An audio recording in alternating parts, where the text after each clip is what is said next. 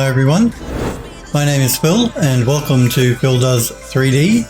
I'm a multimedia and 3D artist and I stream live on Twitch on Mondays and Tuesdays at 5 p.m. Pacific time in the US, which is 10 a.m. in Australia or 1 a.m. if you're in the UK. Do remember though, if you miss the live streams, you can always catch up with the premiere event streams on a Friday and Saturday at 2 p.m. Pacific time in the US, 7 a.m. in Australia, or 10 p.m. if you're in the UK. Sniper Girl and Smurfberry Barbecue, it's good to see you. Chat is coming on, that's right. So it's good to see you, Sniper Girl. Hope you're well, hope everything's good. Smurfberry Blarg to you as well, the air is full of fire. It is in this country. Have you seen the news reports? Is that what you're talking about, Smurfberry? They've been talking about the fires up in Queensland. But we're having a very early fire season, so you know what that means. We're going to have a horribly hot summer again, thanks to global warming. What can you do? Yeah, the fires are pretty bad. What's even worse is they've been deliberately lit, they reckon, a lot of them. A lot of kids are lighting fires up in Queensland. These kids, too much time on their hands, not enough to do. They should be doing 3D. Does Phil do 3D? Edo, I do 3D. You know I do 3D, Edo. So cheeky. Does Phil do 3D indeed? Yes, Phil does 3D, and Phil is doing this Temple of the Winds that you see behind me here on the screen. We textured it up in Substance Painter. We're doing an overpaint, which I hope to finish today in Mari, and then next week the plan is to jump into Eon View and do some beauty renders, environmental beauty renders. Smurfberry says, got to start dropping giant ice cubes into the ocean.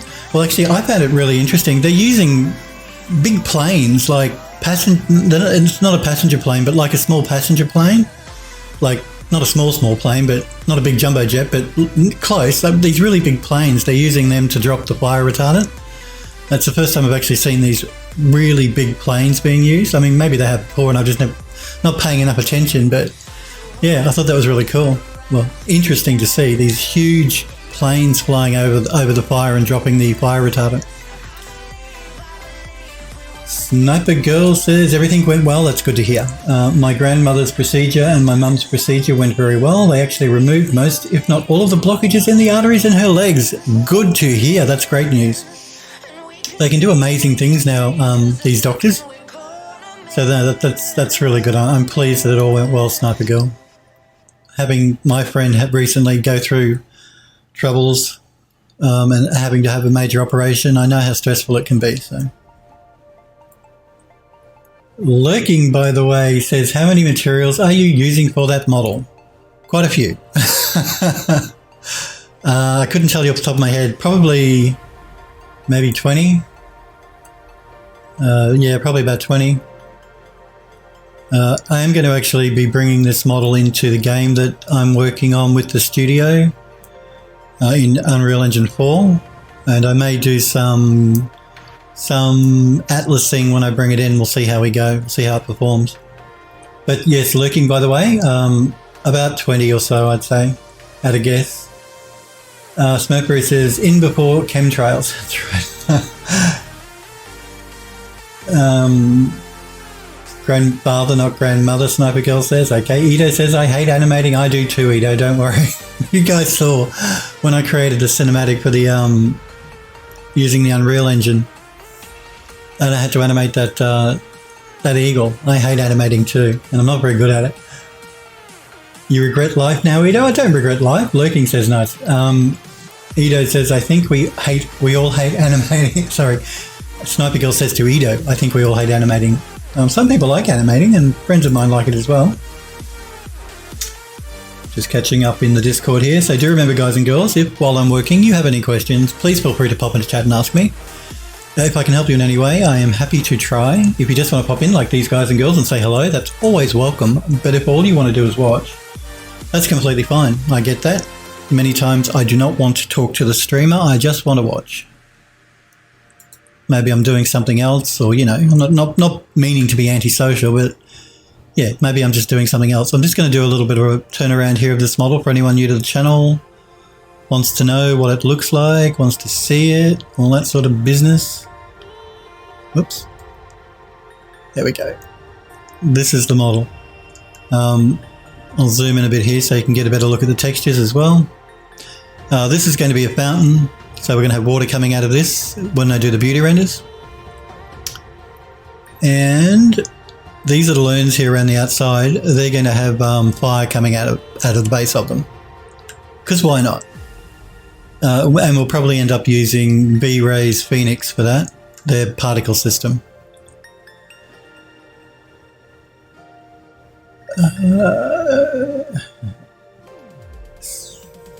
Sniper Girl says people that like animating are masochists. I wouldn't say that. I mean, I wish I was a better animator. Maybe if I practice more, which I'm sure if I practice more, I would get better at it. It's like anything, but I just don't. I have too much else to do in 3D with just making models and texturing them up and doing renders and stuff that I don't have time. But I'd like to. A good friend of mine, I've got a few animator friends, and I've always said to them that it's really cool being an animator because you bring things to life. It's like playing God. You know, you bring this inanimate thing to life, and I think that's so cool. I really do. I'd love to be able to do it properly. Don't get me wrong. I mean, I've been a technical artist in the past, and so I know how to rig characters and all that sort of stuff. I can do the technical side of things fine. It's just the actual animating itself that I find I have a bit of a problem with. Anyway, Sniper Girl says, I create worlds, I'm more God than animator. Well, I guess that's true too. You know, if you make models and you set up environments, you're an environment artist, say, then you are God as well. We're all God. Edo says, after I finish the fire golem, I'm going to apply in companies in Canada. Good to hear, Edo. And I actually will show the images that Edo was talking about here. I forgot to mention the Discord server, so if you're new to the channel, please don't post links in my Twitch chat unless you're a sub. But everyone can post links to their work in the gallery and stuff on the Discord server, the Phil Does 3D Discord. I've just popped a link into chat there for you if you want to join the Discord. If you're watching me back on a Friday or a Saturday, which is the replay of this stream, you can always join the Discord by clicking the blue graphic below my panels, below my stream in my panels that says join the Phil Does 3D Discord. If you click on that, that'll give you an invite link to join the server at any time. Sniper Girl says to Edo, are they? That would be awesome, an awesome studio to work for. Which studio are we talking about? Oh, Insomniac Games. Cool. They would be a good studio to work for, actually, Insomniac Games. Yep. I wish you all the best, Edo. I'm sure I've seen the quality of your work. I'm going to show it in 2 seconds. You do nice stuff, so. And that scene you're working on will be a good piece for your portfolio. Edo says apply to them, and Edo says also S77 is also looking for people. I think they have 2 games that they're going to start. Yes, well, a lot of studios are going to start ramping up a lot of, it's copying these links to Edo's work, a lot of work. A lot of studios are going to start ramping up and creating a lot more games, I think, now because the new consoles are coming out soon, and they can strike deals with companies like Microsoft and Sony to help fund their games. I'm just going to grab both these links. So yeah, you'll see a lot of studios start to ramp up because of the new consoles coming out next year. I'm just going to zoom in on these and then we'll check them out in a bit more detail. So yes, very nice work, Edo. And this is an environment that Edo's created in the Unreal Engine 4 for his fire golem, which I will also show. So Edo has created this character. Again, all these images are on the Discord server for anyone that wants to look at them in their own time. He created this golem character, fire golem, which is a really cool looking character and nicely textured as well. And he's created this environment to put it in. I believe you said, Edo, that this is not using real-time ray tracing. The original one you had was, and you've switched to not using real-time ray tracing. Was there a reason for that? because real-time ray tracing would really help improve the realism. I mean, not that it looks bad, don't get me wrong. I'm just curious as to why he switched it all. Sniper Girl says, definitely will do art test.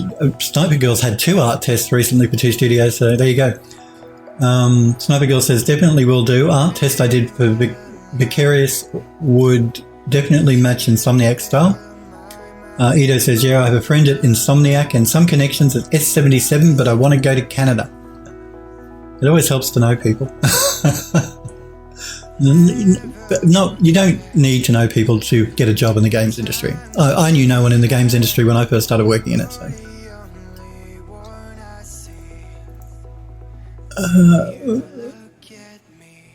Sniper Girl says, Duito seems looking great overall. Only thing I'm not sure of is the lava, to be honest. Maybe a little bit more orange in the lava and a little bit less yellow. But it's an art style. If Edo wants to make it a yellow lava, he can make it a yellow lava. As Mr. Bob Ross says, it's your world, you do what you want. But yeah, lava, I guess, would be a little bit more orange. Orangey red. Edo says, these photos do no justice, everything is 4K. Yeah, and again, I'm using a 4K screen here and I'm zooming in on Edo's images, so don't judge the work on what you see here on my screen, because I've used the zoom in feature to make it expand my screen. So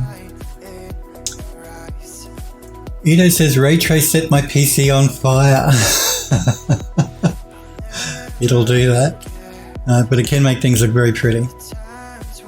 And real-time ray tracing, I've said this to you guys before, it's really cool to be able to do real-time ray tracing. And I'm speaking from someone that, because I work in ArchViz now, but I've worked in film as well, feature film, and all the industries, games, feature film, ArchViz, they all can benefit from ray tracing. It used to be just feature film and ArchViz, but now that you have the RTX cards, it's coming to games, and the new consoles are going to be real-time ray tracing capable as well. So we're going to start seeing a lot more games with real-time ray tracing. Sniper Girl says, I can imagine about it setting his PC on fire. Sniper Girl says, Duito, going to Canada would be... I'd like to live in Canada. You know, if I didn't live in Melbourne, Australia, where I live now, I'd move overseas and live in Canada, because I really like Canada. It's supposed to be a lot like Melbourne, and I like Melbourne. So yeah, I've often thought about living in Canada. I thought it'd be cool. And they have trams, which we have trams in Melbourne as well. So, Sniper Girl says, if Trump becomes president for the second term, I'm going to Canada as a refugee. Sniper says, I think Epic is working on a ray tracer for baking light maps. That would be cool. Now, of course, there is the ray tracer that I can't remember the guy's name, but there is a light map making plugin you can download and install for Unreal. You know, when you do your lighting builds in Unreal, you've got to build everything. There is a plugin that'll take advantage of your GPU to speed that up. I'm not sure if that's sort of what you mean, Smurper. Lurking, by the way, says, is working in ArchViz better than games? It's different than games, and it's different than film. I love games. I'm a game player, so I loved working in the games industry. But out of the 3 different industries between games, feature film, and ArchViz, the games industry is the most demanding, the most exhausting. Technology changes super quick in the games industry. The hours can be quite long. The deadlines can be quite brutal. Now, working in feature film, it's similar, but not quite as bad as the games industry. And working in ArchViz, I found to be the most stress-free, because rendering technology doesn't change very much, and that's what we use in ArchViz. But I enjoyed working in games, and I wouldn't discourage any of you from working for a games company, provided you find a good one. Don't get exploited, please, guys and girls. Do not get exploited. And that's the other problem with the games industry. Unless you're really careful, you can find a lot of exploitative studios that will just try and take advantage of you. Like they'll overwork you, they'll underpay you, they won't appreciate you, all that sort of stuff. That's what I'm talking about. But making games is cool, for sure. It's very cool. I think I said to you guys, the last game I was working on when I worked in the games industry was we did a AAA game for Warner Brothers as part of the Looney Tunes franchise, and we also worked on a Mad Max game. So, Smurfberry says, yeah, some guy made a GPU Lightmass plugin, but it's no longer being developed. Oh, that's a bugger. Yeah, I read about it, and I actually think I posted a link to it in the on the Build Us 3D Discord under the tutorials and tips section. I think I might have posted a link there to that Lightmass plugin if you do want to play with it. But if it's not being developed, it's probably not a good idea to install it. But I did hear the guy that made that Lightmass plugin that people are using in Unreal. He's actually working, I think, for Epic Games now. So there you go. I'm sure they're working on something behind the scenes that they're going to incorporate in the engine, because I love the Unreal Engine. It's, of all of the engines I've used, it's the best that I've come across. And trust me, I've used a few, and I've worked in games for quite a while in the past. So yeah, I can say that I love the UE4, UE3, UE4 have been the best engines I've ever used. Where was I going with this? I can't remember. Lost my train of thought. But there's Unity, of course, as well, which is very popular. So, and I'm just going through the other images here that Ido has posted of his character in his environment. And we looked at the character before, but it looks very cool, Ido. I really like it. Thanks for sharing it on the Discord too, letting everybody check it out.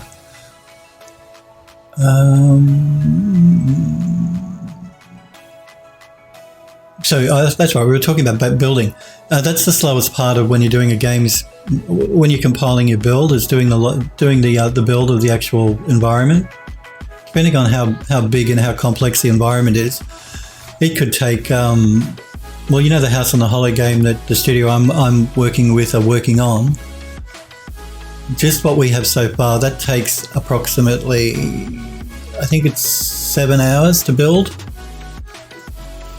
And the game is only like maybe half done. So once the other half goes in, you're going to be looking at a good 12 hours to do a build. So if they can speed that up by using the GPU, that would be most welcome.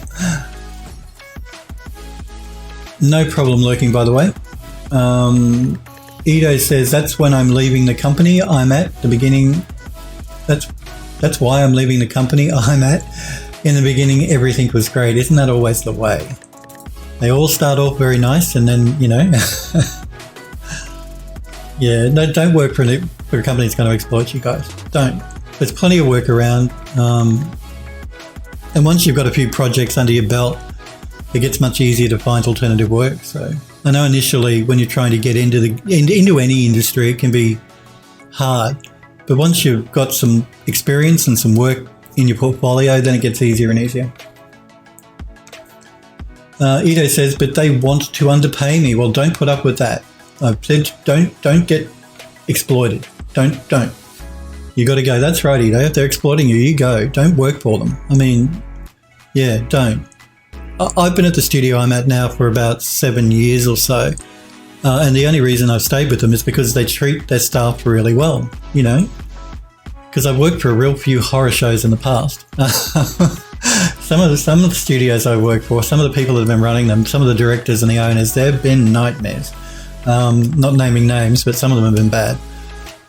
But yeah, the studio I'm with now, they treat their staff really well, and I'm happy to be a loyal employee to them because they treat me well.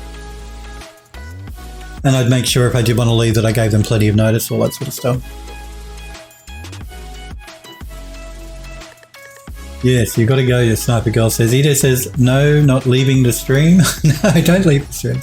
Ido says, I mean leaving the company. Sniper says, ooh. Sniper Girl says. So anyway, yes. If you do have any questions, like I said, feel free to ask me. And again, I'm a little distracted because you know how it goes, guys. The minute I get on stream and start streaming, work starts sending me stuff. Yeah, because I'm fortunate too, and that work let me work from home. most days. I still have to go into the studio 2 days a week for meetings and things. But that does mean that they're constantly emailing me stuff at home here. Can't complain. I can, but I won't. They could be watching. Sniper Girl says, we know how it is. I mean, your Phil does just chat. That's right. Let's get some work done. Now, there's a couple of pieces I want to overpaint here, so I'm just going to rotate my view. These pieces here, these gold pieces, I want to do an overpaint on them. So let's send them into Mari and let's get started. I'm pretty good, only 20 minutes into the stream and I'm starting to do some work. Not just chatting. That's a record to me. I did want to... I'll show Wax Kink's blade toward the end of the stream, unless you're in the stream now, Wax Kink, and then I'll show it. So if Wax Kink, if you're watching, jump into the chat and say hi, and I'll show the blade that you posted images to on Discord. If Wax Kink isn't in the stream, I'll wait till the end of the stream and we'll look at it then. So what is this called? This piece is called Dome Ring Lower. Okay. Let us see if I can find if it's already exported. It may be. Temp. So I'm looking for Dome Ring Lower. Dome Ring Upper, Dome Ring Lower. That's the one we want. So we have the FBX file exported. So let's jump straight into Mari by the Foundry and create a new project. Let's load up that FBX file.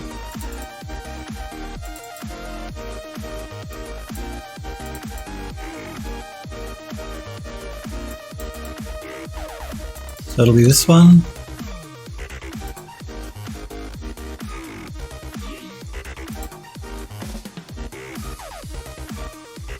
I'm just contemplating whether I'm going to change. I might change from 16-bit depth to an 8-bit depth. It'll just make my life a bit easier. I won't have to jump into Photoshop to do a conversion.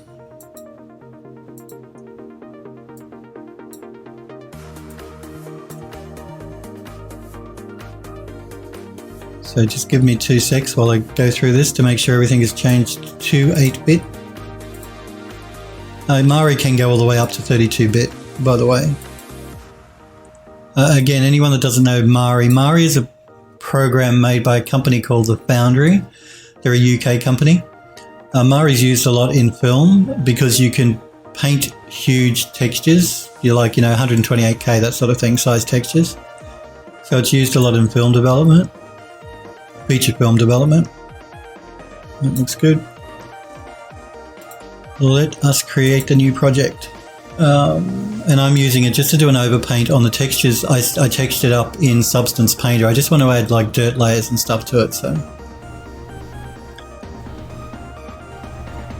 Edo says I'll be animating and watching, no problem, as long as so long as you're still around, that's the important thing. As long as the stream, you're still watching. As long as the stream is still on, you can listen to me rattle on because I'm a motor mouth. And I never shut up. Sniper Girl says, how dare you cheat on Adobe? I mean, they only own everything, including your soul. How am I cheating on Adobe? Oh, did I call it Substance Painter? Yeah. No, it's still called Substance Painter. It's just made by Adobe. Oh, you mean because I'm using Mari to do an overpaint, don't you? I'm not just relying on Substance Painter. I think that's what she means.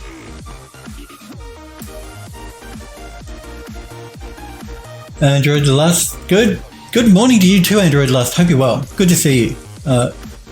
Sniper Girl says hi to Android Lust, and Sniper Girl says using Mari instead of Substance. Well, I like to use a lot of different software. Whatever makes my job easier, I'll use.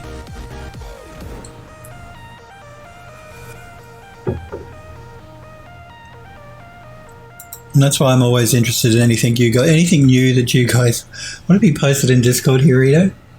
Anything new that you guys have that you come across, do tell me about, because I'm always interested in anything to make the pipeline more efficient for the studio.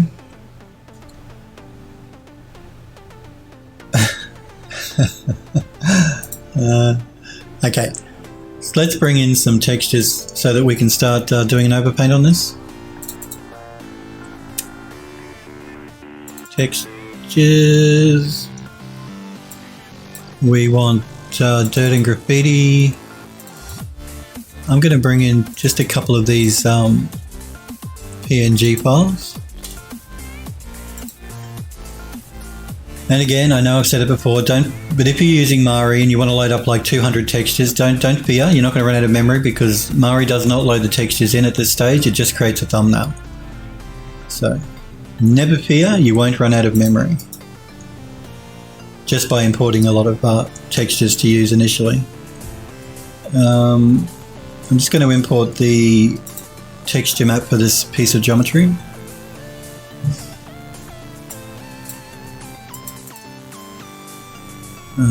Temp.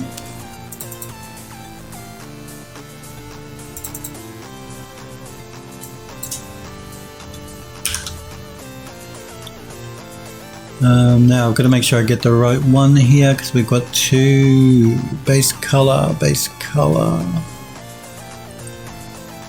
It'll be this one here, I believe. We'll find out in a minute if I'm right or wrong. And I'm right. Good. Okay, let's pull in a texture map, and I think we'll go with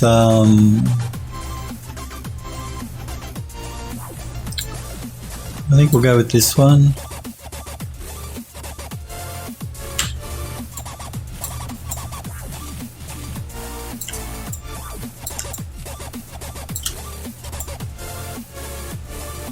Well, maybe we won't. Maybe. Let's see what this one looks like.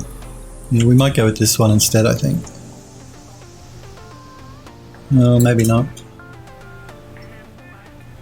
Maybe we'll go back to the original. Yeah, let's go back to the original.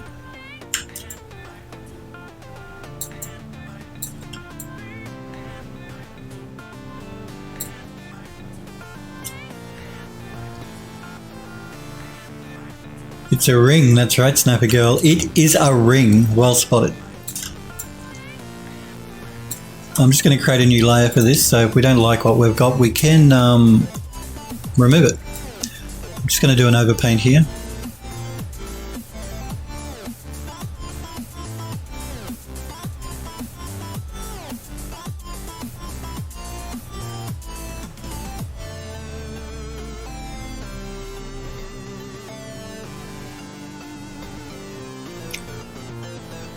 Snapper Girl says, said The Ring. Sorry, cheesy horror movie title. Yeah, I know The Ring movies. I've watched them.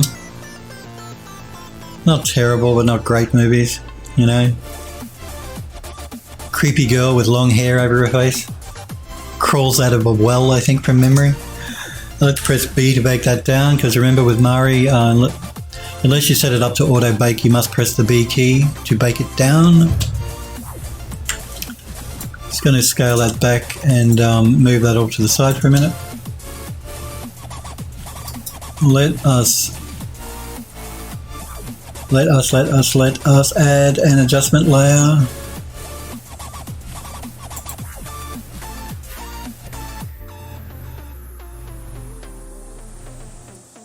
Just wait for Murray to catch up.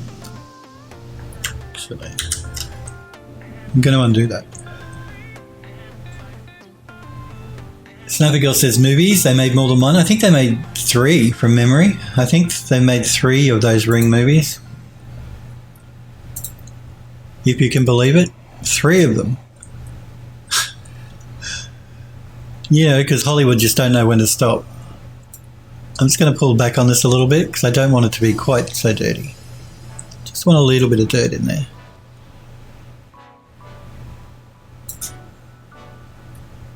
And I'm just going to zoom around my model here. Now we don't see the underside, which is why you'll see here that there are no polys on the underside of this ring. Again, that's just to do a little bit of poly reduction so that when we take it into the game, every little bit helps, because we only ever see it from the top. And we're not really even going to see the top of it. Not in the game anyway. But because I'm going to sell this model on my 3D store, I do want to texture it up for anyone that might want to do a render where they're looking at it from the top down. Okay, is there anything else I want to do here? Let's have a look.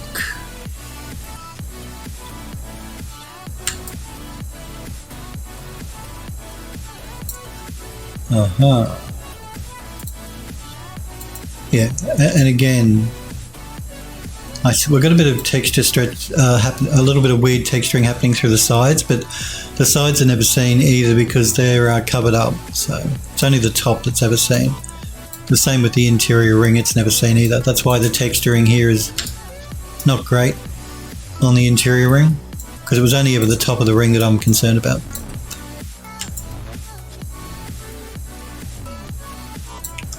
Is there anything else I want to add? Is there?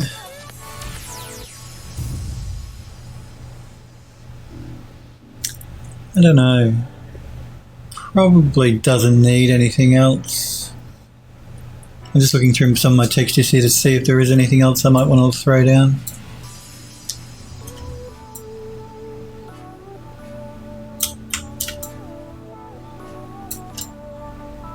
Maybe I'll just add a little bit more dirt here and there. So I'm just going to throw another layer down and just paint in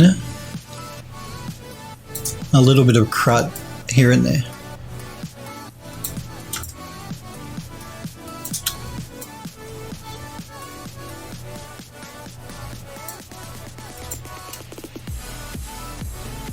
Okay, let's press B to bake it down, and I'm just going to make a small adjustment, just pull it back just a little bit, and I may change it to a multiply.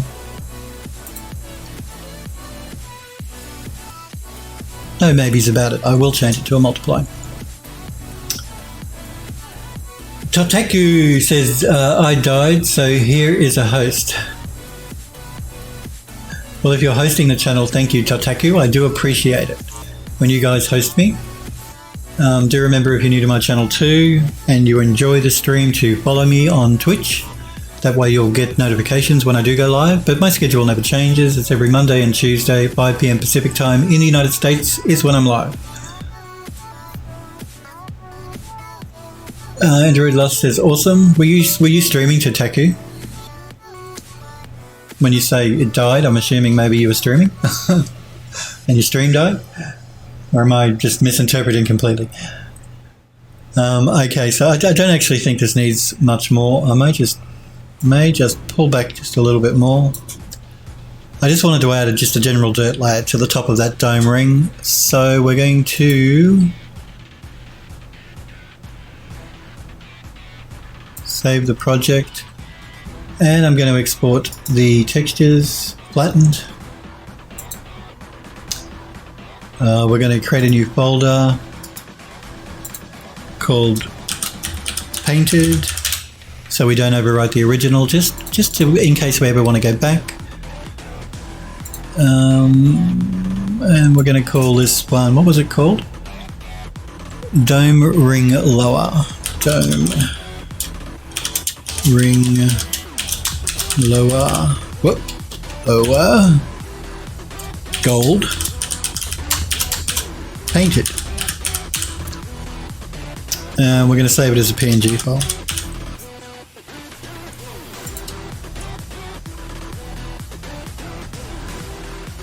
Okay, let us jump back into 3D Studio Max. It might take Max a second or two just to get its mind together. Oh, there we go. It was quicker this time. Let's find that texture inside of Max here.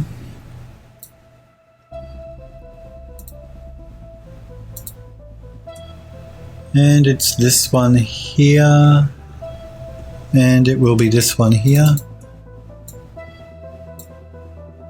Let's sort of position this so we can see the actual model while I change out the texture.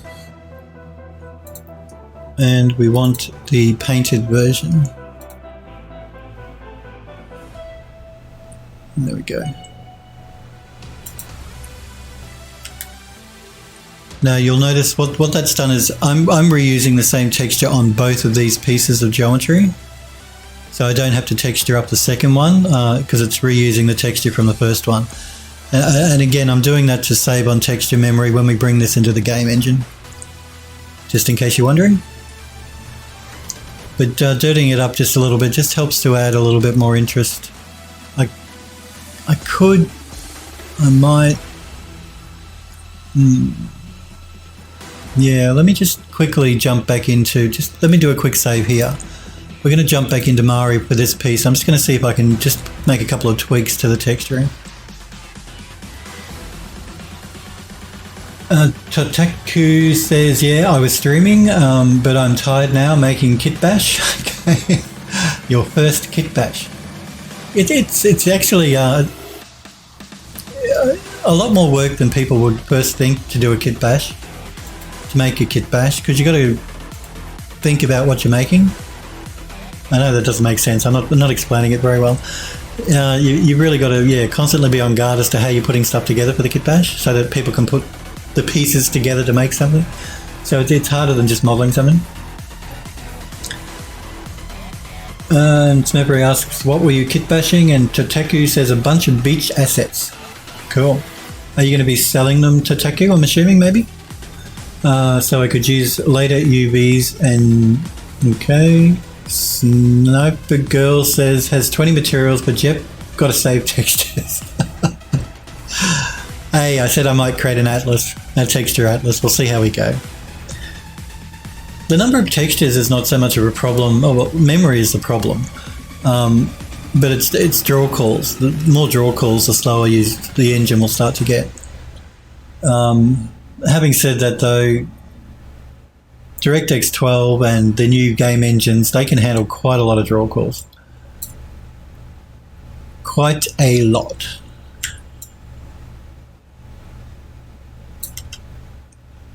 "20 materials, 20 draw calls." That's true. That is true. I can't dispute that. 20 materials will create 20 draw calls. Well, probably more actually, because if you're using also using a normal map, a roughness map, and a metallic map, they add to draw calls as well. So, yeah. I'm just going to throw down a new layer. And I'm just going to start painting in a little bit of dirt around the interior of the ring part here.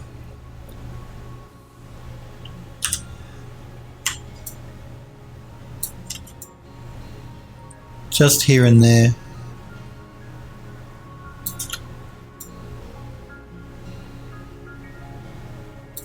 Because I want like a dirt build-up on the inner part of the ring, where it meets the dome. The inner part here meets the dome. So I just want to dirty it up just a little bit.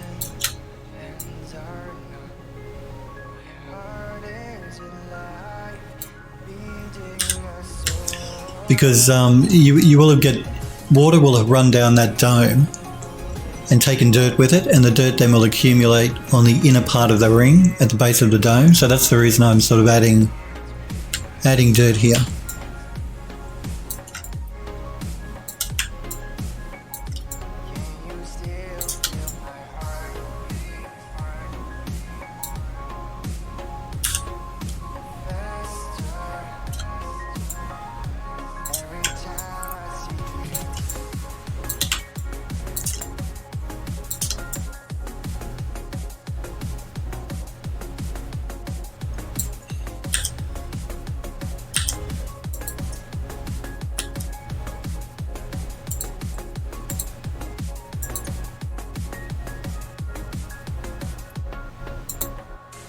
There we go.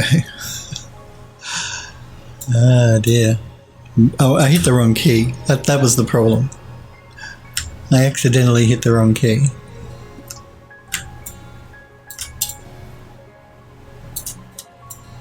Terrible. Phil has to look down at his keyboard to figure out what keys he's using.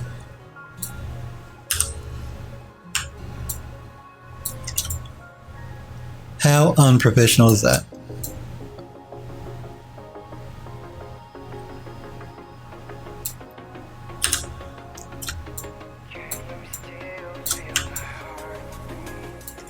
You'll notice what I'm doing here is I'm just moving I'm not reusing the same bit of dirt. I'm sort of, as I'm rotating it, I'm moving it and using different parts of the dirt so we don't get a repetition of a pattern too much.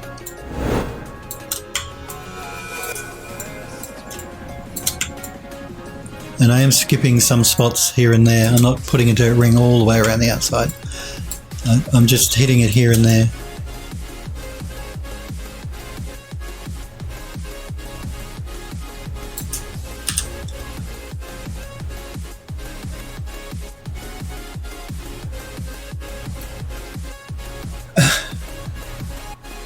Smurfberry says, Phil guesses at 3D. That's right. Watch Phil guess at 3D.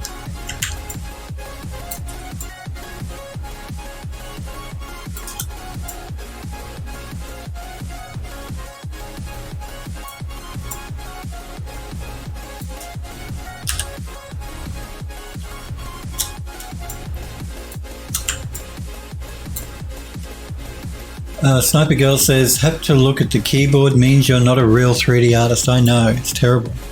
It's the shortcut keys. That's why I'm looking at the keyboard to make sure I'm hitting the right key for the shortcut keys.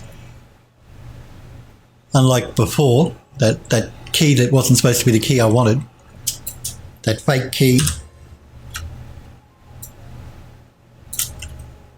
Generally, I know which buttons. It's just when I'm working in Mari, because it uses the B button, I don't generally use the B button in a lot of the software, my other software that I use. So I'm not familiar enough. I don't have the muscle memory in my fingers to hit the B button. That's why I keep looking down. The Alt, the Shift and Control keys, I've got those down pat, but just this B button I have to keep looking down at for bake.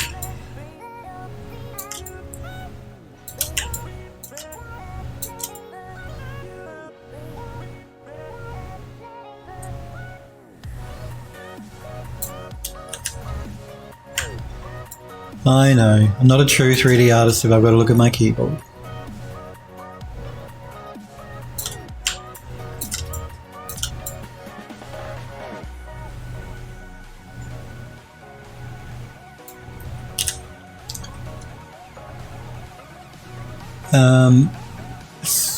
Edo says, also, if anyone ever has some cool character concepts, send them my way. Send them his way, not my way.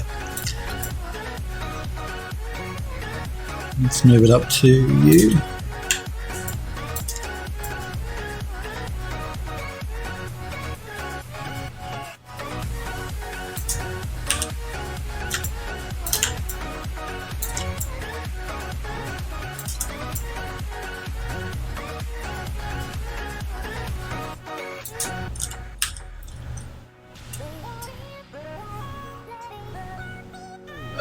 Android Lust says, I wish.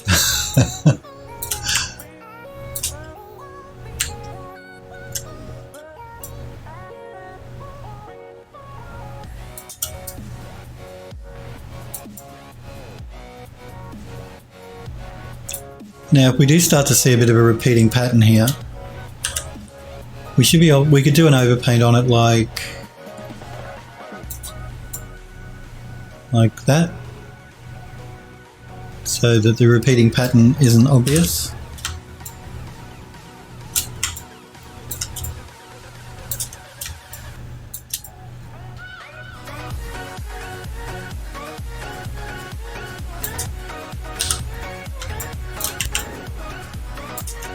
Almost back to the beginning.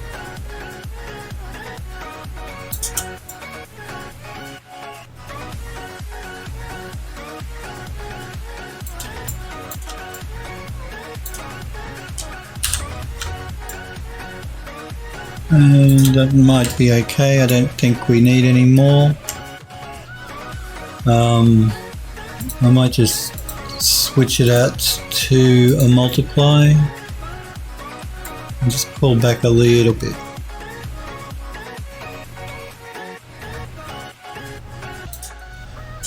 Okay, now let's do a save and export the flattened textures.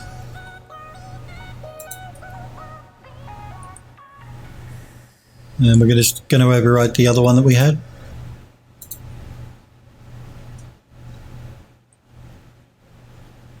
and jump back into Max. That's just Max telling me that the PNG file has been updated. Let's wait for Max. There we go. Okay, I'm just going to, it looks like I might have actually moved this out of alignment, so I'm just going to move this back into alignment here on the top. Don't know why I moved it out of alignment.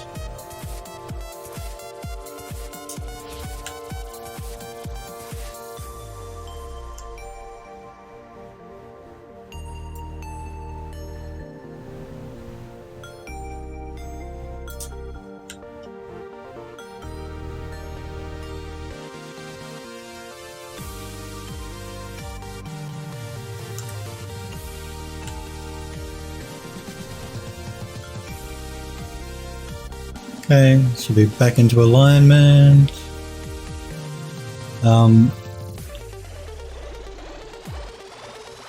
Just going to look at that texture there because I may knock it back a little bit.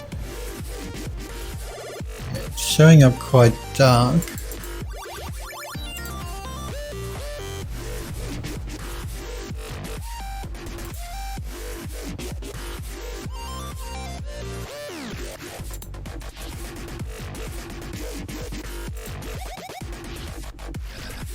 Just going to override it to 1 to see how that changes the look of the color. Okay. No, we don't want that. No, it's just overriding the gamma. But what I might do is I might just pull it back a little bit. I think it might be a little bit heavy.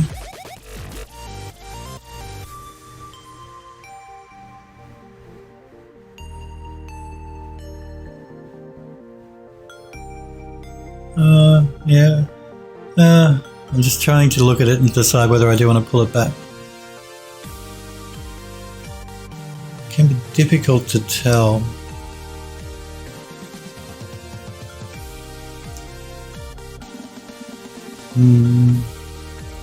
Let me just zoom out here too. I'll get a better overview of it.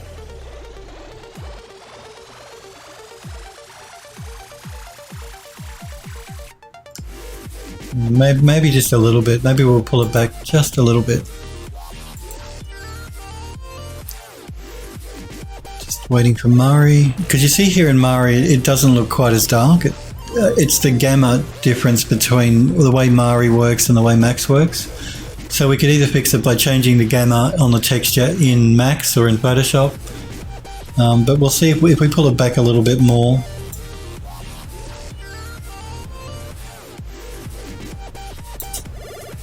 And re-export the texture again.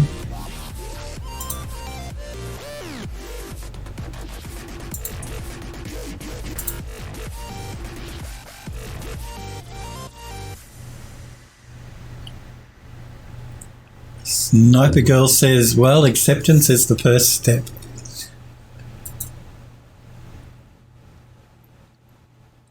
Surprisingly, Max didn't complain that time. I wonder why.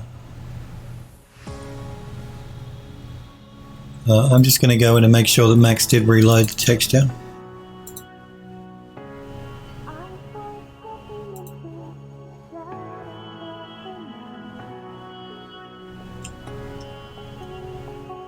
And that's a bit better, just a little bit lighter. I don't want it quite so dark.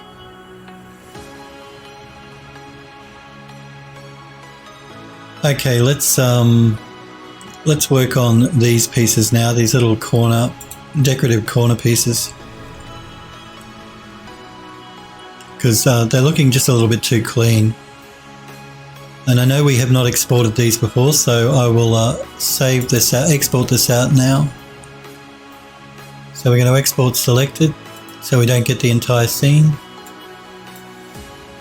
I'm going to send it just to that temporary folder.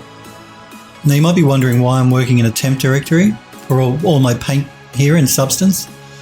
The reason I've done that is because what I'm planning to do is once we've textured up the model, before we bring it into Eon View to do the beauty renders, and before I put it online for sale, Max has a feature where it'll look at your model, it'll grab all of the textures and save out a new version of the model with the correct paths to the new textures automatically. So that's what I'm going to do. once we're finished texturing it up, I'll get Max to save it out and grab all the textures and put them into one subfolder, one new folder. So I'm just going to create a new folder here in the temp directory, and I'm just going to call it, we'll call it corner decos. Corner decos stag for staghorn, because it's a staghorn plant, I think, is what the decoration is supposed to be. And we're going to call it corner deco stag. I'll save it as an FBX.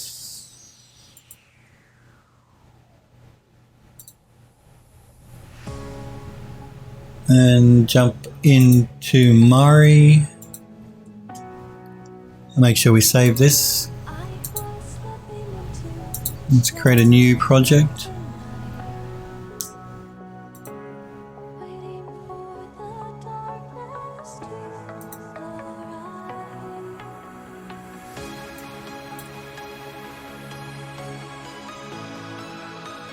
That's the one we want. And again, Mari defaults to 16 bits. You can change that. Generally working in 16 bits is better, but it's not necessary for the project we're doing for the game. So, and it won't save out a PNG file if it's in 16 bits. So let's create a new project.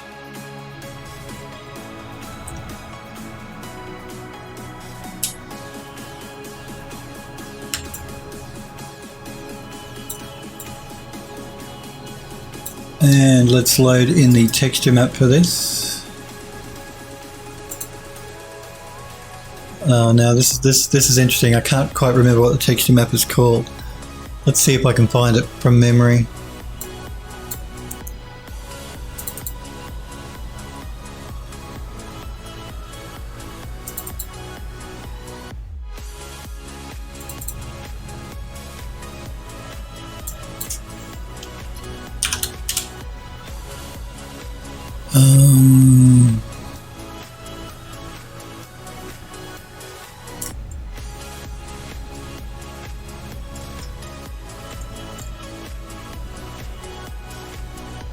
I wonder if it's this one. Let's see if I'm correct or not.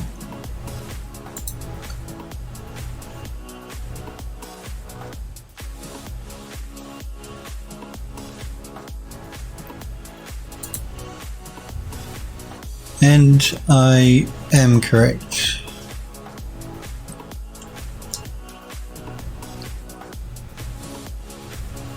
Just waiting for Mari to catch up here. It's being a little bit sluggish.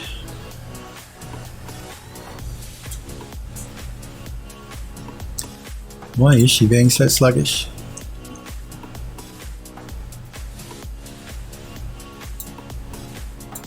There we go. It just took Mari a minute or two. Alright, so I'm really only concerned mainly with texturing up the top part here, not so much this. You gotta go, no problem, Sniper Girl. Thanks for being here. I'll see you next week when I'm live again on Monday next week. You have a great weekend and a great week, Sniper Girl. Let's pull in the textures, the dirt textures here.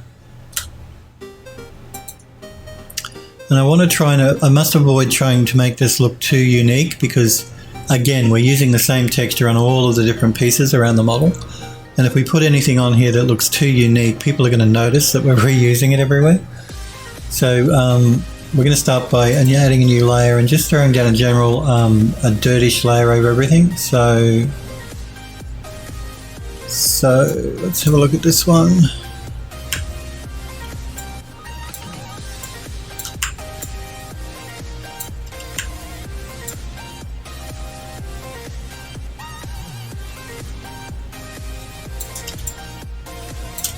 Dirtish layer, is that even a word? Speak proper English, Philip. A dirt layer. not a dirtish layer. Okay, we're on a new layer, good.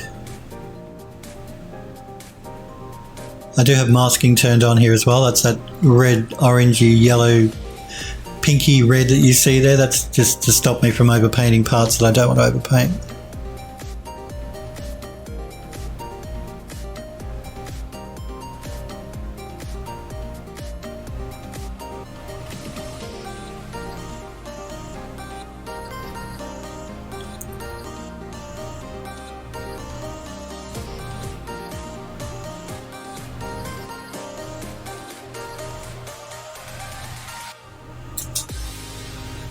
Let's press B to bake that down, and let's change it to a multiply.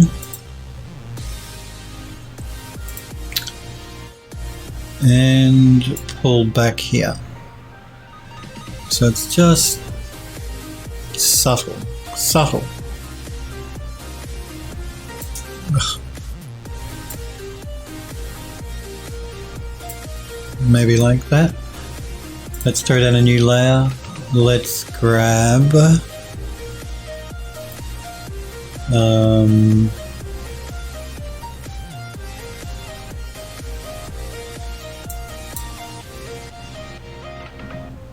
see, if I was to paint this down, this is too unique looking. People would notice that that was a repeating texture in the model. So I need to get something that's not quite so unique looking.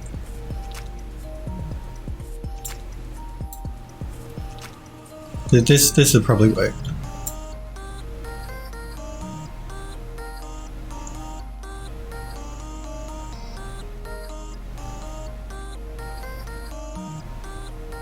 I'm just going to try and work out my rotation here as to which way I want this to go. I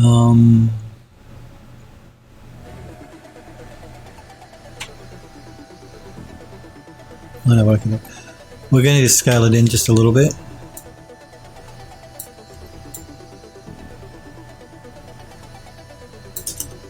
And we're on a new layer, so let's paint that down.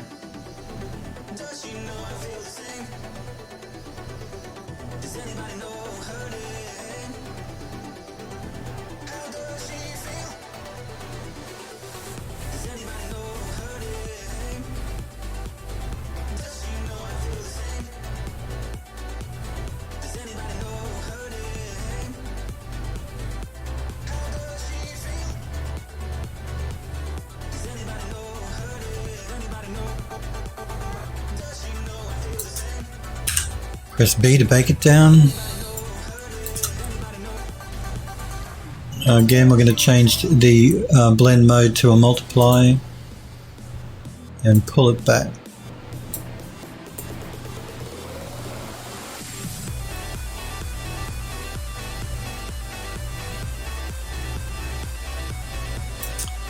Let's create a new layer. Let's look at this one. This one will probably work for what we want.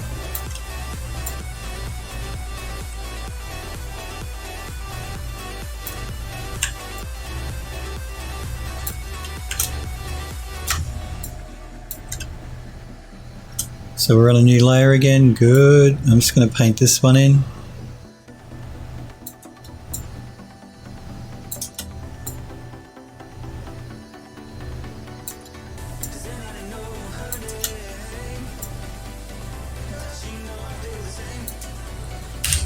Press the B key. While I'm at it, I'm also just going to paint it in up the top here.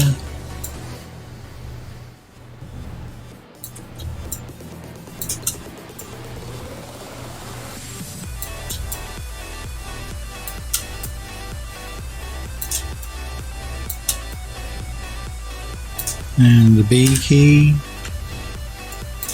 Same deal. We're going to change blending mode to multiply. And just pull it back a bit.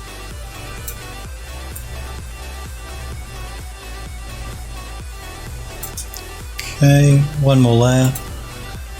Let's go with, see what this one looks like.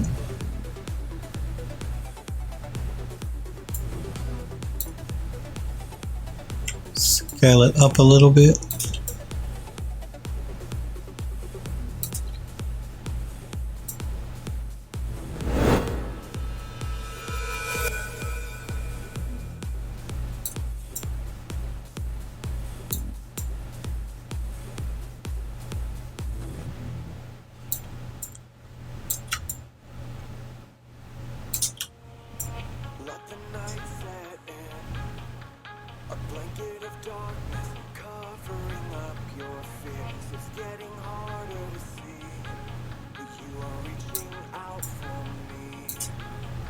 Press the B key. Ito says, I have so many concepts I can do. So many to choose. Well, it's always good to be spoiled for choice. Let's darken this up with the multiply blending mode and just again pull it back a bit.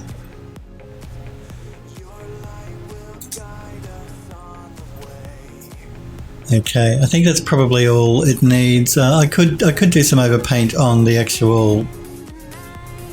actual staghorn part here, the decorative part underneath of it. But what I'll do first is I'll export the texture and we'll see what it looks like, and I'll decide when we jump back into Max if this could do with an overpaint or just a general dirty up. Let's export it first and let's decide then. So export all layers flattened.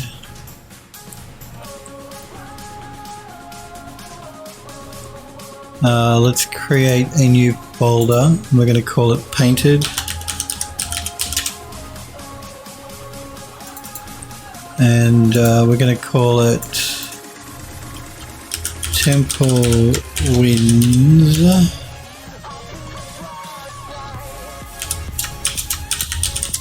Painted,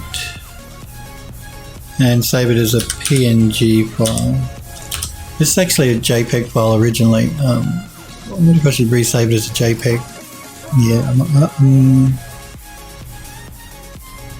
I'm going to. PNG would probably be better. We'll save it as a JPEG, and we can always re-export it as a PNG. Because JPEG is a lousy. You lose information in JPEG.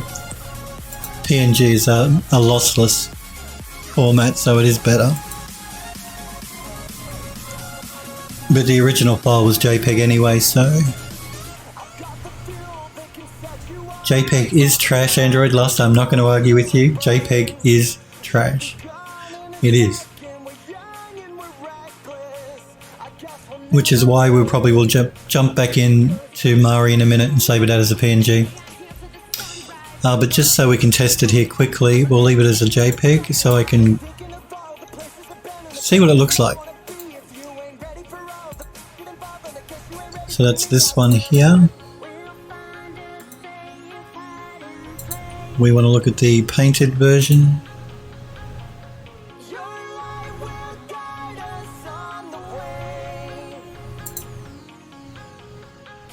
So I can decide if we need to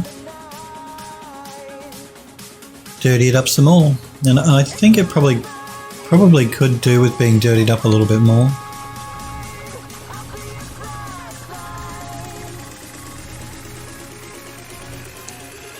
I think.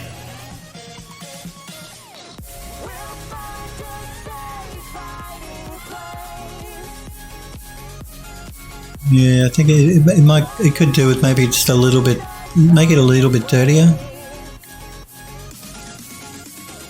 So let's jump back into Mari. It's just the first layer here. I think that needs to come up. I think it's just a bit too subtle. Okay, let's re-export the stack again, and this time I will save it as a PNG.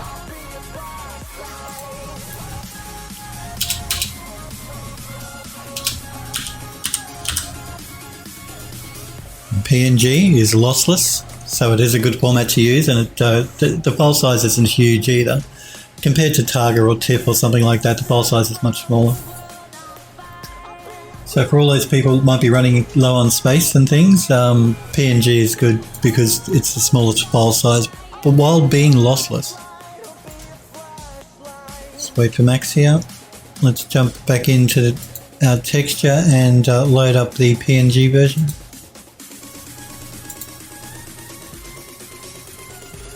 Which is this one.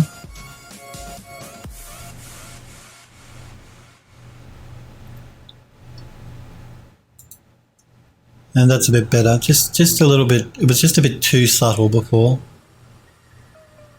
So I'm just going to pull back here and so we can get an overview of the model from a bit of a distance.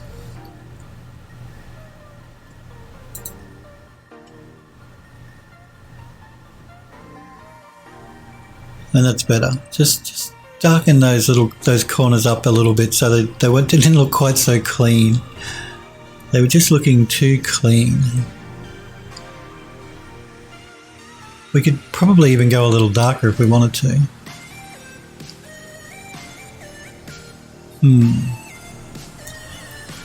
Just let me sit here and stare at it for a minute to decide if I want to darken it up even more. Android Lust says if you're running low on space, you can delete some games. Heresy. That is heresy. Delete games? Wow, never.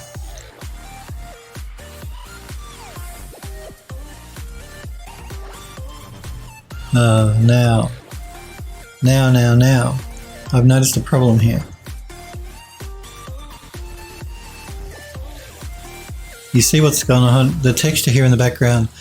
This one piece is using the same texture as a lot of the other parts of the model, again to save on a texture memory. But you see what it's done here? It's actually messed up my textures on the dome.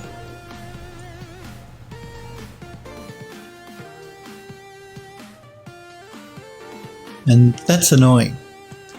So what I'm going to do is we're going to do a bit of a render to texture here. So I'm going to reassign the original material.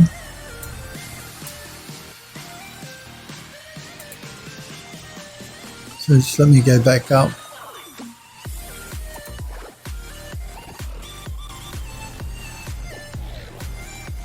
So basically I'm going to have to make it so I can't, so those little corner pieces have their own texture. I can't reuse it for the rest of it because it's, I think what's happening is the padding between the UV islands is too small, and it's, as when Mari does a paint, it sort of spreads out the color past the UV island, and that's polluting the other UV islands around it.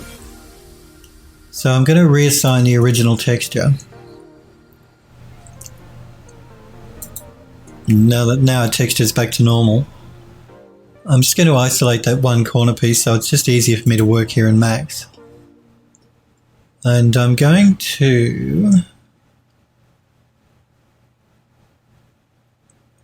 Android Lust says, I thought Substance does that too. I don't know, it might. A lot of these paint programs, texture painting programs, they do that. They do that on purpose. They spread it out past the edge of the UV island just to make sure that you don't get any seams between UV islands. But if your UV islands are too close together, sometimes they can bleed into each other, and that's the problem we're having there. So what I'm going to do is I'm going to I think I might send this over to Unfold 3D. No, this is what I'm going to do. I'm going to throw an unwrap UVW down. We're going to change it to map channel 2, and I'm going to move the UVs. Let's see what's happening here. Okay. Yeah, that's a messy UV. Now, the reason the UVs look like this is because this is the photogrammetry object. So these are the UVs that the photogrammetry software created when it made the model. Which is fine, but if you need to work with the UVs, that's a mess. You can't work like that. So what we might do is, and this would probably work, if I was to do a render to texture here, I'd get a result. But I think we might be able to get a better result by re-UVing it. So what I'm going to do is just remove that edit, unwrap, and I'm just going to duplicate this mesh. I'm going to send the duplicate over to Rhizome. Now, Rhizome UV, for anyone watching that doesn't know, is all it does is UV mapping. You can do all your UV mapping inside of your 3D program. This program I like though because it's got automated tools that are really cool. So let's just see what its auto tools can do. Maybe let's see what else is here.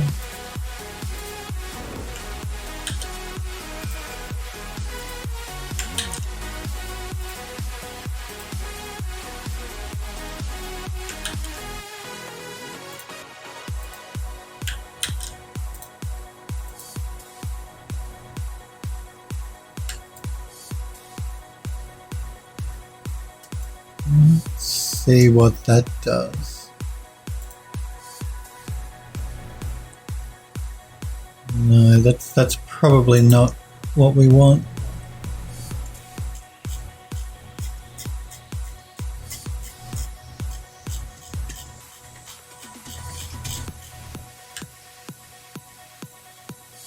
Just going to throw a texture map on this so I can check a pattern. Yeah, we're getting a lot of stretching happening here. Let's just undo that. Let's try this one.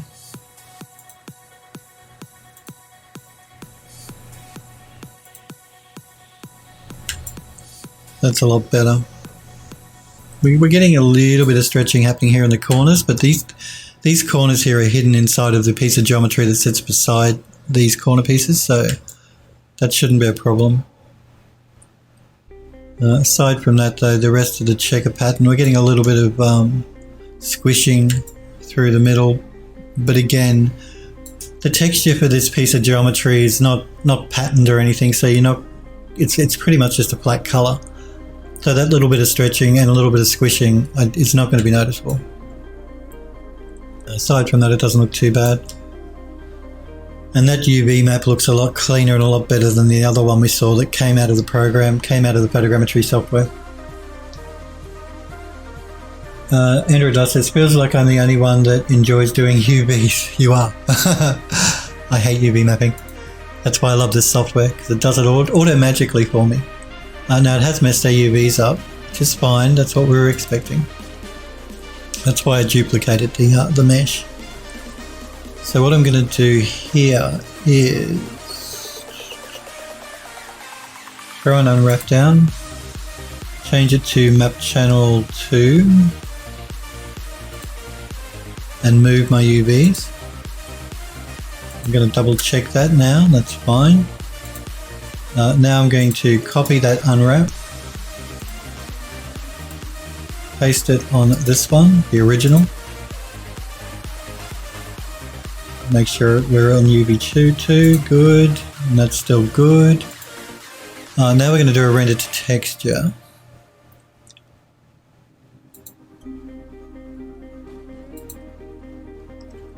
Let me just pull this in because I've been working in Max off stream and it's put it on my second screen. Just give me a minute to pull it over.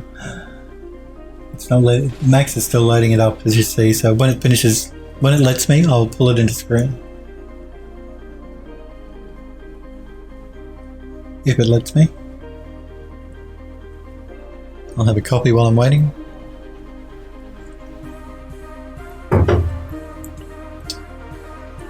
Yeah, so when I'm working on my own, I like to work on 2 screens.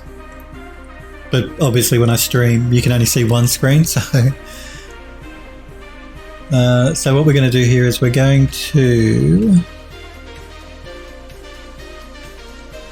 Object is there. We're going to use the existing channel and we're going to make it channel 2. We're going to add a diffuse map.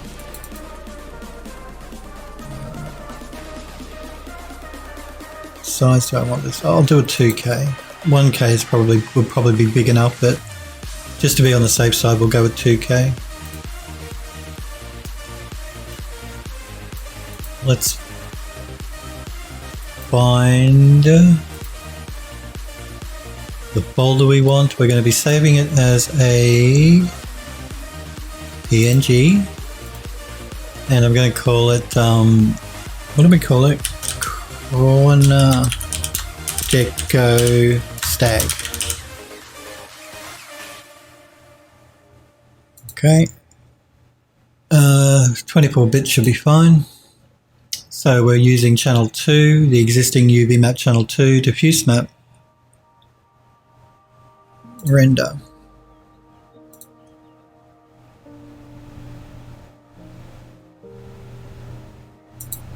Okay. Let's load up that new diffuse map. I'm just going to put it beside the original texture here so it reminds me I've changed it. Like if I look through this in a future date, then I'll know that that's the original, and this one here is refers to the original but is a new version. Bitmap.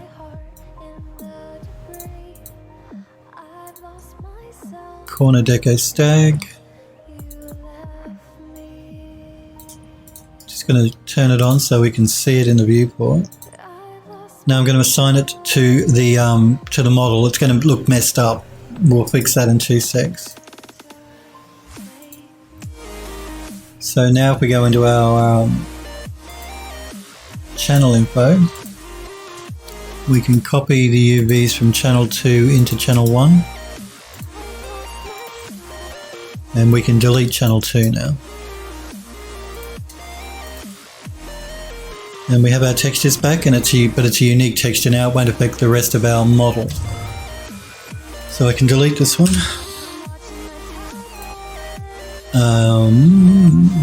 Now I need to re-export this because Mari is working with the old version of the model. So I'm just going to call this one version 2 or R2 for revision 2. Let's jump back into Mari. Let's just no, that's annoying. I'd really like to be able to use the texture layers we've already got. I don't know if there's a way for me to swap the model out in Mari. I've not actually tried to swap a model out in Mari before. I wonder if it does let me.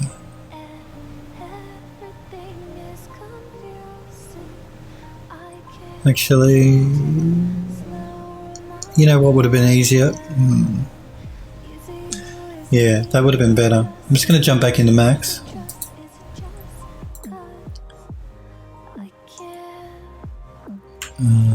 Just going to go back here. I've just hit the undo button a few times. So we're back to the original here. I'm going to assign the changed texture,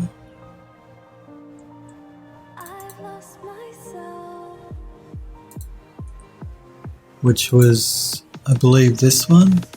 The one that we painted, I mean. The one we painted in Mari that messed the rest of our model up. Yeah, not that one. It needs to be this one. So just initially I'm going to change back to the messed up texture.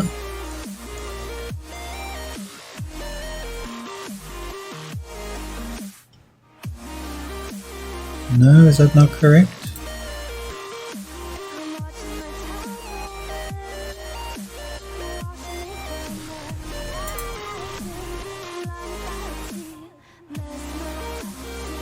Did I not go back far enough?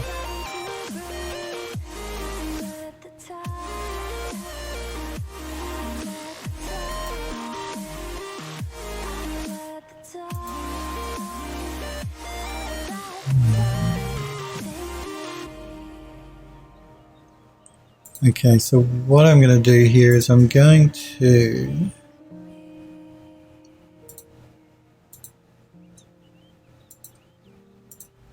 throw another unwrap down. I just want to double check the UVs on this to see if it does have any. Yeah, no, the original UVs are there. Good.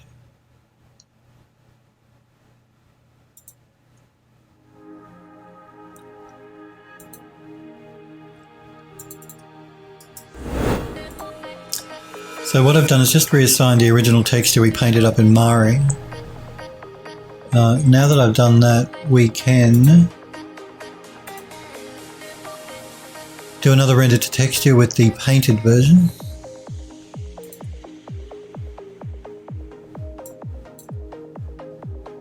Just double checking everything is still set correctly. Yep. And yes, I want to overwrite. Okay. Alright, now we can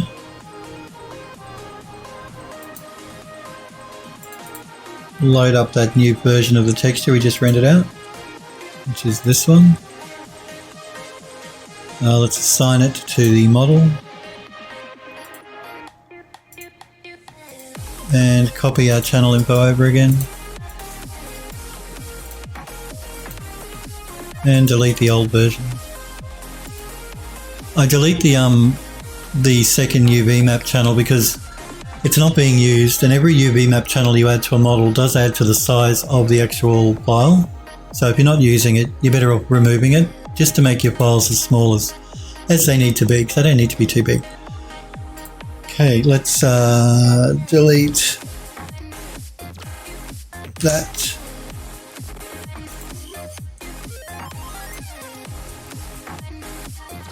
Let's jump back into full screen here with all of the pieces. Now this is still using our messed up model, so I'm just going to swap that texture map back out for the right one. It's using the messed up texture.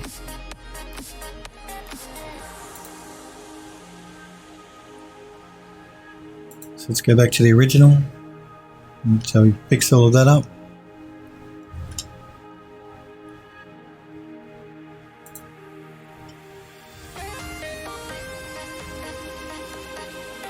Alright, so here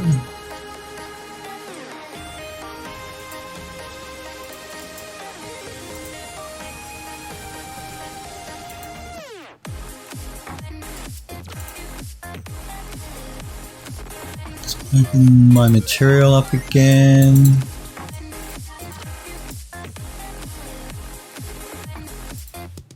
I was afraid that was what it would do.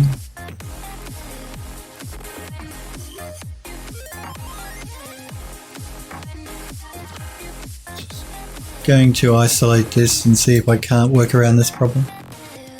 Remove that, remove that.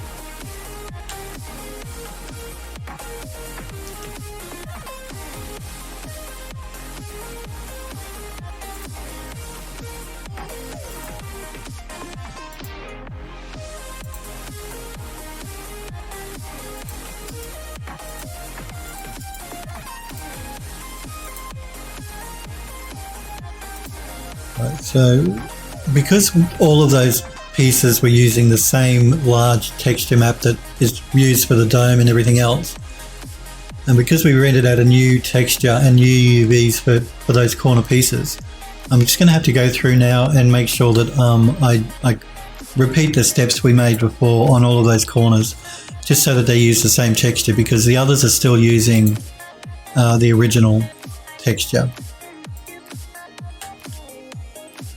So same thing again. I forgot to copy my UVs. Let me just do this again. I want to copy that modifier.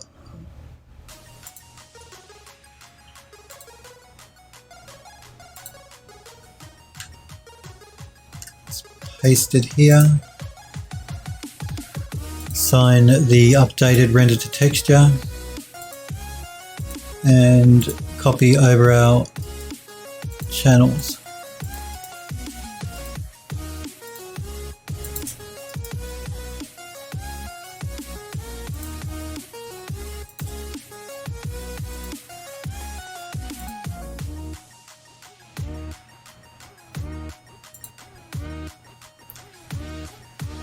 So yeah, just going to be a little bit fiddly while I go through here and start to copy all these over. It's not difficult, just time consuming.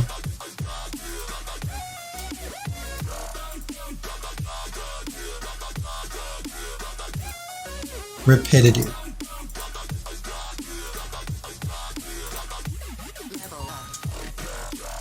But it fixes that problem we had with the UV maps on the other model.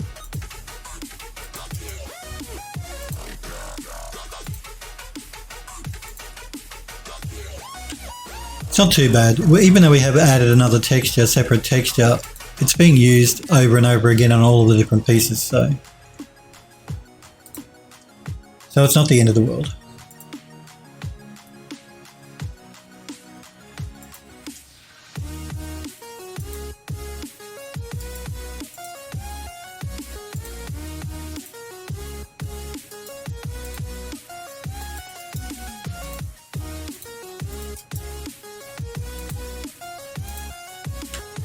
Okay, I think that's all of those ones done. Now I've just got to work on these ones. In fact, what I'm going to do here is select a few of them.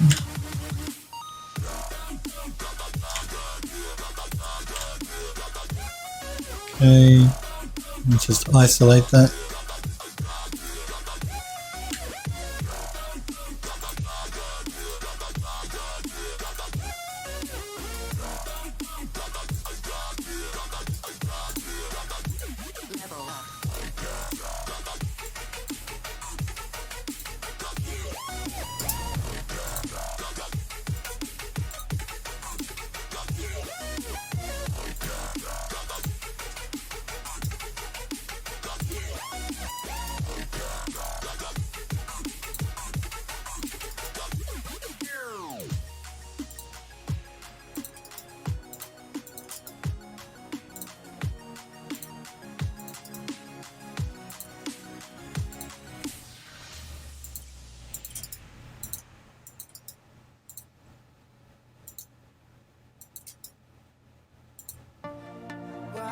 Okay.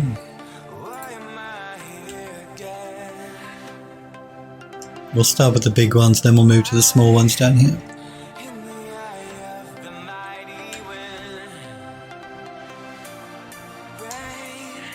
So we have that one, that one, that one, that one, that one, that one. That one and that one.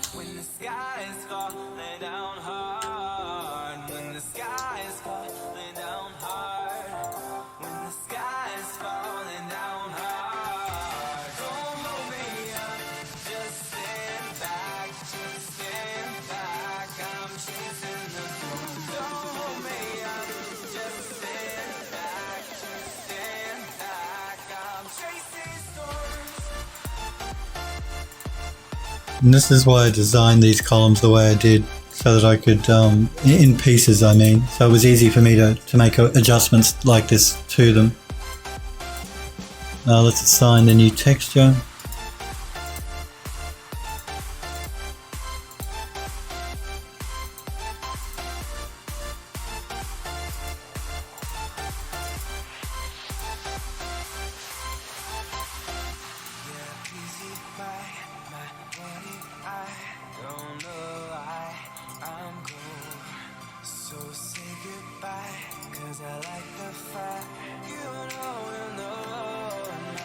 Unfortunately, I can't multi-select to do this, I have to do them individually.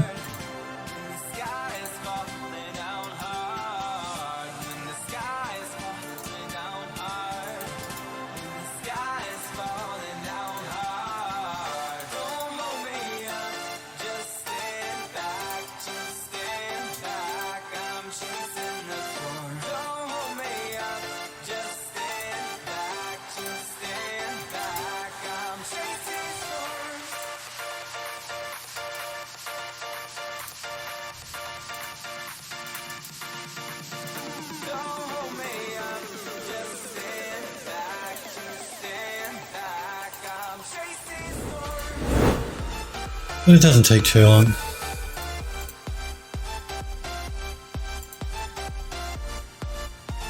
Okay, there's one more big ones to do.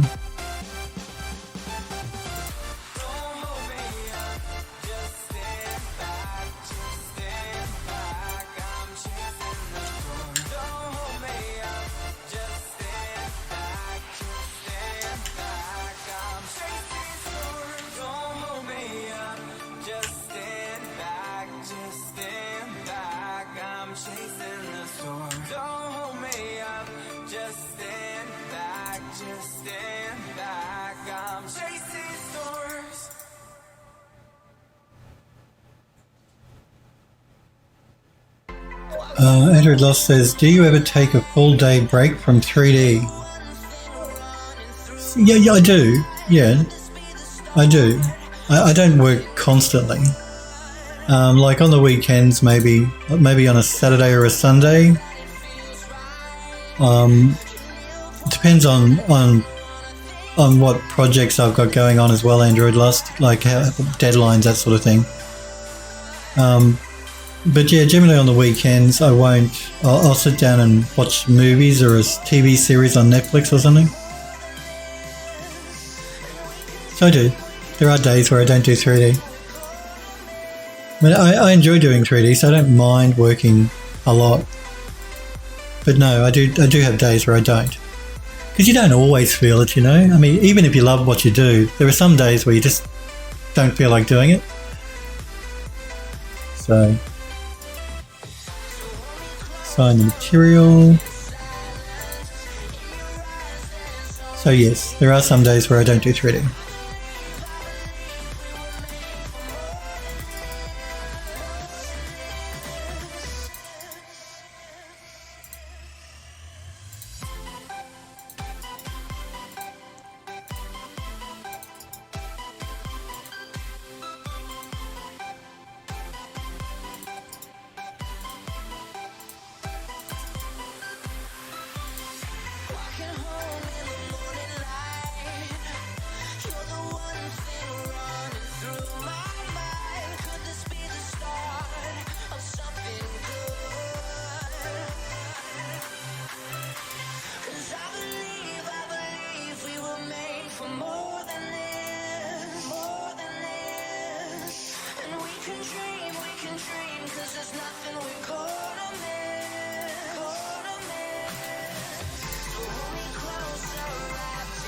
Last one on the big ones.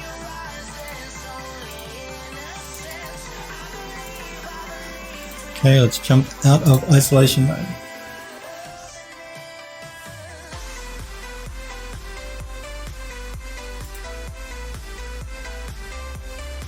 Alrighty. Whoops, I'm inside the dome.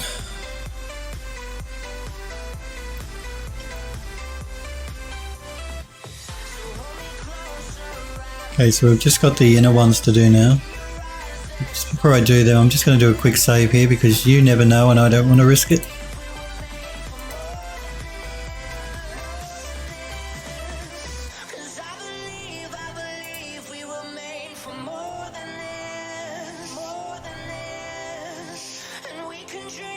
Okay, so let's just quickly do these inner ones.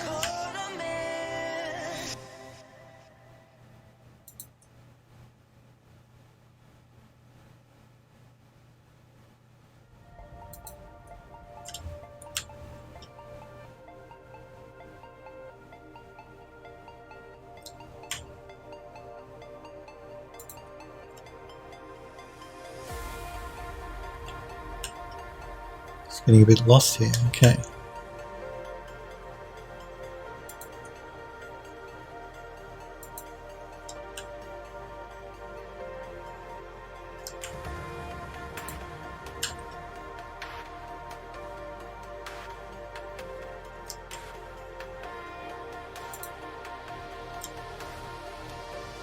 Let's isolate those.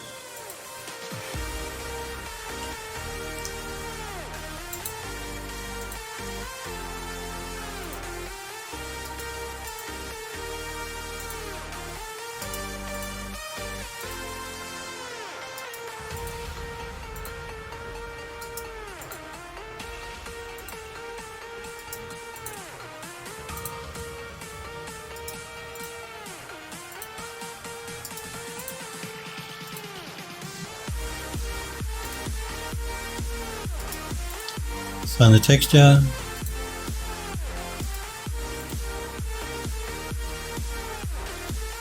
Oops, I forgot to select them all. Thinking, why didn't the texture get assigned there? It helps if you select the object. And let's copy our channels around.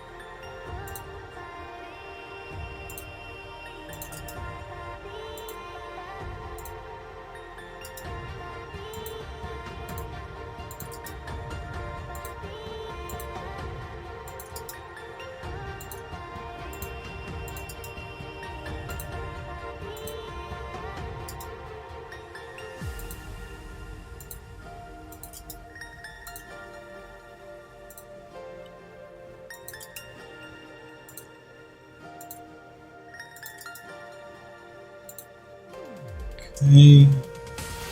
Jump out of isolation mode. So those ones are done. Now let's do these ones.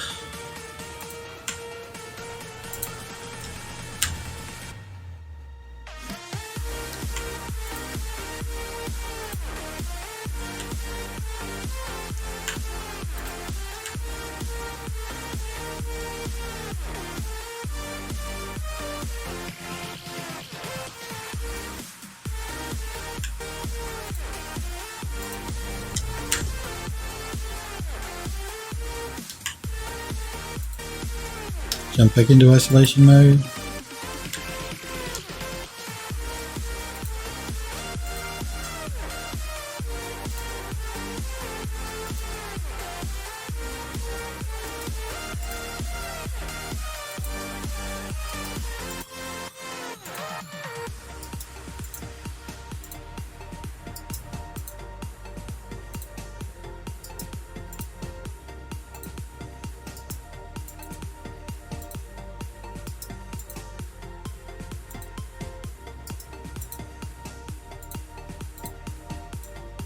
Find the texture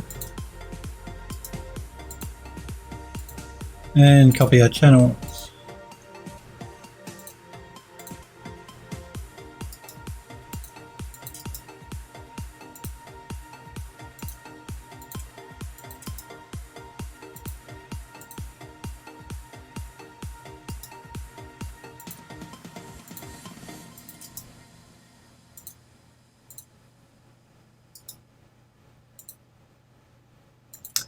I want to see that new Stephen King. You know how the Stephen King movie It, they remade it, and they released part one of. It's a movie series, two movies. They've just released part two, so I want to see that. So part one, I watched part one, and that was released like a couple of years ago.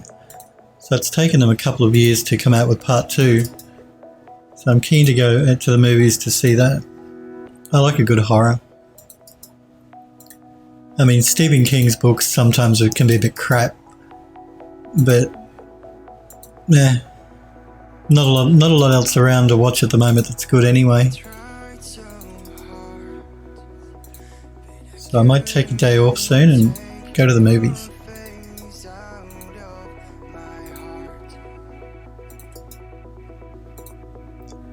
Android Lust says, wait, it was a two-parter? I haven't seen the first one. Yeah, it was a two-parter.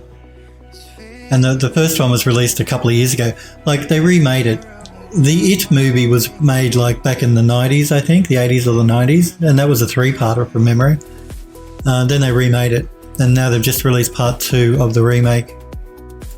So I'm keen to go and watch it, even though I know the story. I mean, you know. Creepy clowns. Who doesn't love creepy clowns?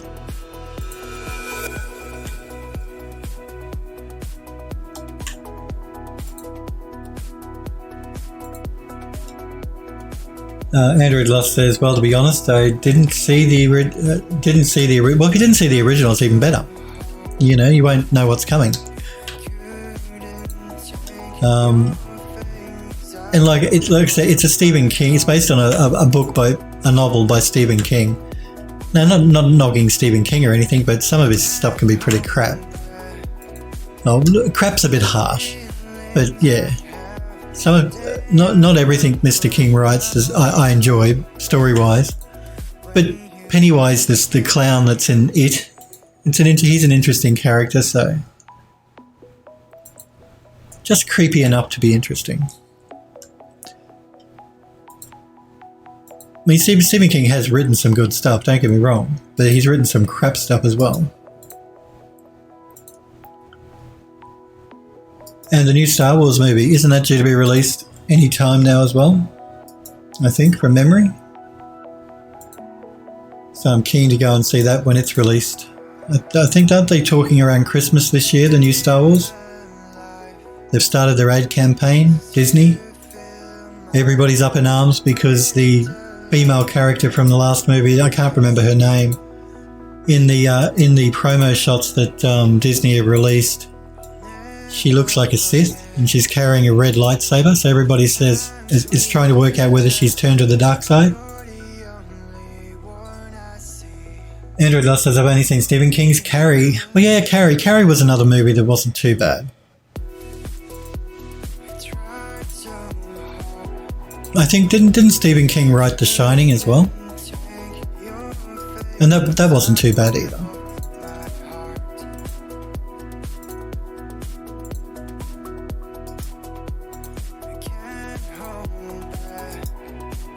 I think I forgot to clear this one. Yeah, I did. Smirkberry says they don't have the guts for a lead character to turn to the dark side. That's going to be some sort of hallucination or force vision. You're probably right, Smirkberry. Yeah, I would be very surprised if they made her bad, if they turned her bad.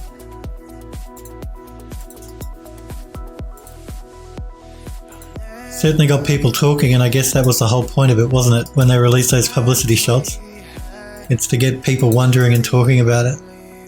So in that regard, they did a good job.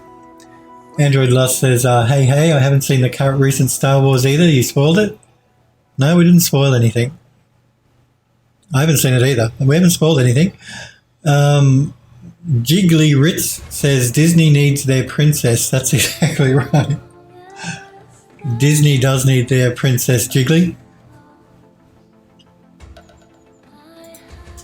So yeah, it surprised me when I saw the publicity shot of her with this red lightsaber looking like a Sith. But as you guys have pointed out, it's probably all just for publicity. It'll probably end up being, like Smurfberry says, some sort of hallucination or fake out.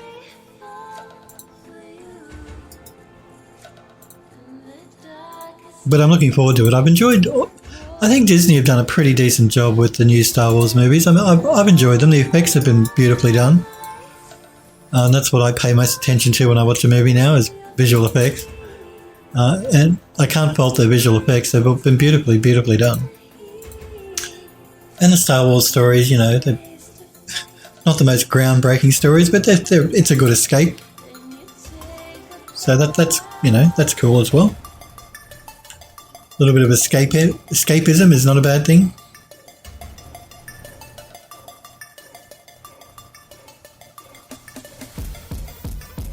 Edo!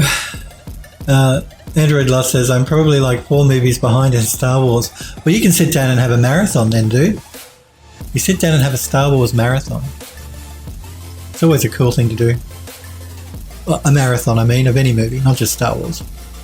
If there are a few in the series. I said to you guys the other day, I sat down and watched all of the new Star Trek movies, the 3 of them. You know, Star Trek Into Darkness, and whatever the third one was called.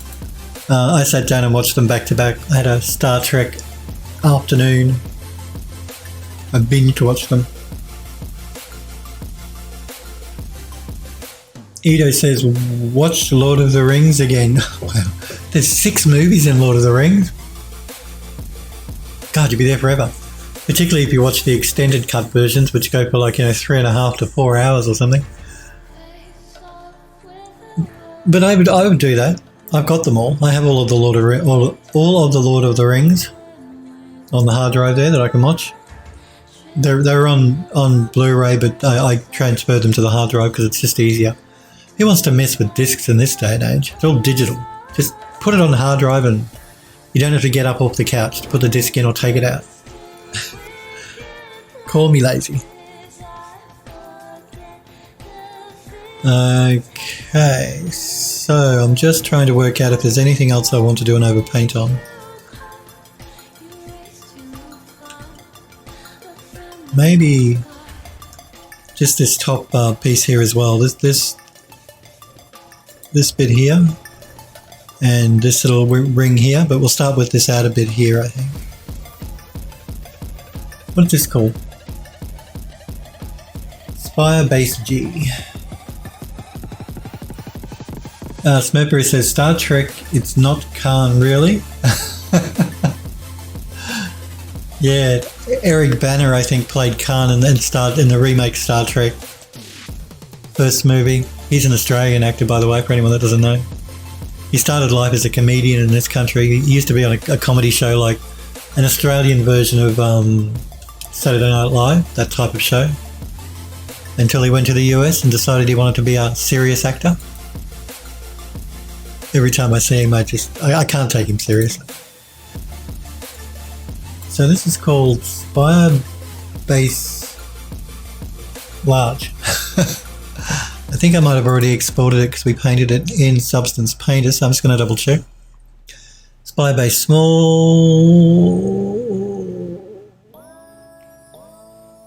I don't see a large there. I see Spire Base Small. I don't see Spire Base Large. Unless I'm going blind.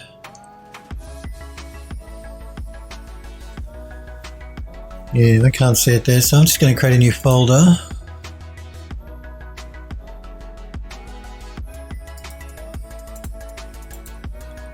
And call it Spire Base LG for large. And we'll export it Spire Base LG.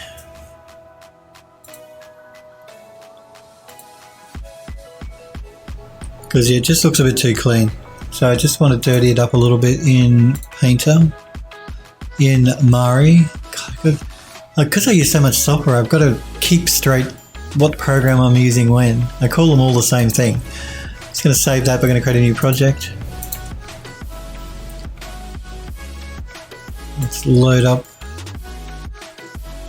the Spire Base.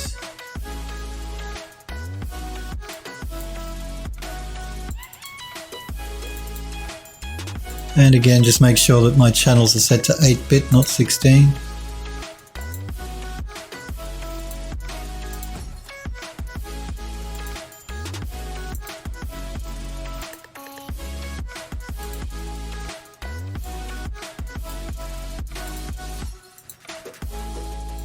Okay.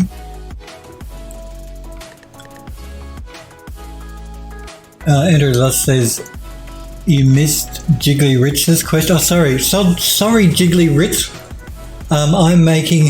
I'm so sorry. I get too caught up in what I'm doing. I'm creating a Temple of the Winds. I'm going to be taking it into Eon View to do beauty renders. So we're going to take it into a piece of software called Eon View, VUE, to create a 3D environment with plants and trees and grass and all that sort of stuff, which I'm going to do beauty renders in because I'm going to sell the model on my 3D store. But I'm also going to take the model into a game that I'm working on with the studio. Let me just jump back into Max so we can get a good overview of it. Not just for you, but for anyone else that's watching that might not have seen what this is. So yes, it's a Temple of the Winds 3D model. I'm gonna the central part here is a fountain, so water's going to be coming out of there, and I'm going to have flames coming out around the base of these little urn things. But yes, that's what it is. It's this terrace Temple of the Winds, we're calling it. Because why not?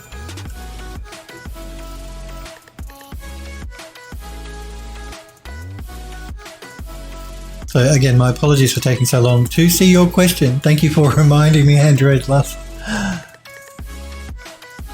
Gillian Knight says, that is super cool. Thank you, Gillian. I'm glad you like it.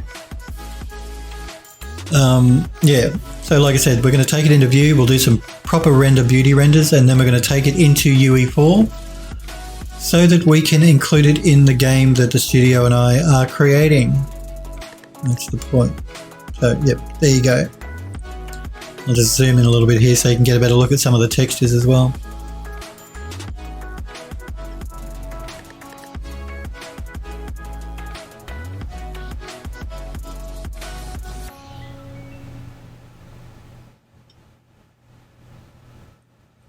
And we're just texturing up a couple of the pieces. I did most of the texturing in Substance Painter, but I'm just overpainting them now in Mari just to give a couple of them, make them a little bit dirtier because they just look a bit too clean.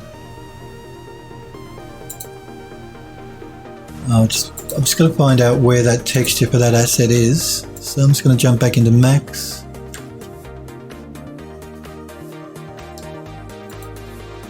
And find this texture.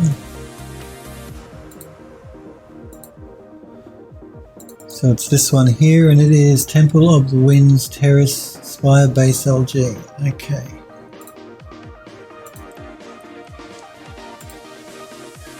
So let's import that texture into the current layer stack.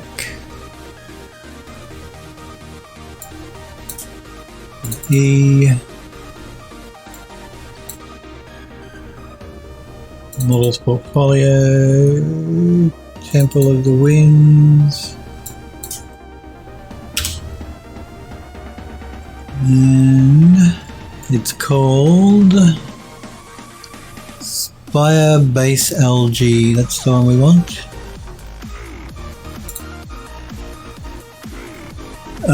Jiggly Rich says, cool. I've not heard of most of the software you're using. I really only use Blender and Substance Painter for my workflow. Well, again, Blender, a couple of the guys that are regulars in my channel use Blender. It's a great piece of free 3D software, so Blender's great. I used Substance Painter here to texture these up, the initial textures on these as well.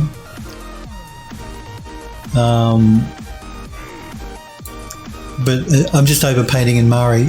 You don't have to use another, you can do all your texturing in Substance Painter. I just like Mari because, again, I come from a film background, working in feature film, and Mari is used in feature film all the time, so I like the software. I think it's good software. Now I've got to get, you'll notice it brought my model in not perpendicular but at an angle, unlike in Max. That's just probably a setting I've got set up because I exported it as a UE4 asset in the FBX. But so that just means I've got to work out which side is the side that I want, the top side. I think it's this side. We'll find out. So I'm just going to do a quick test here to double check to make sure I am on the right side, because I don't want to paint up the side we're never going to see. I'm just going to bring in some texture maps, some dirt texture maps we can paint down.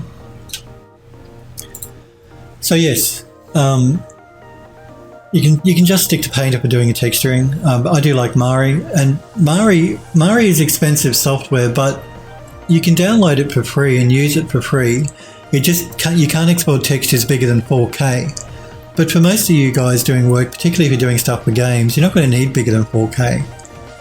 I mean, so go to the website by the Foundry and check it out. I will put a link in chat so that you guys can check it out for anyone that is interested. So it's called Mari by the Foundry.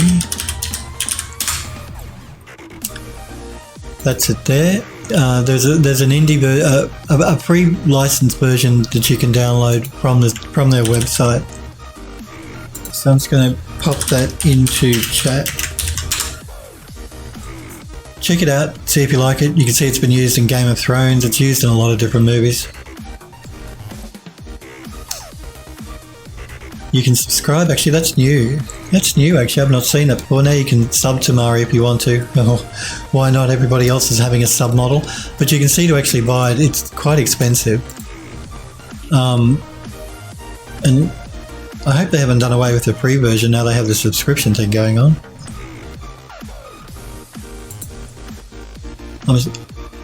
Yeah, so because they were giving away a version you could use for free. But check it out anyway.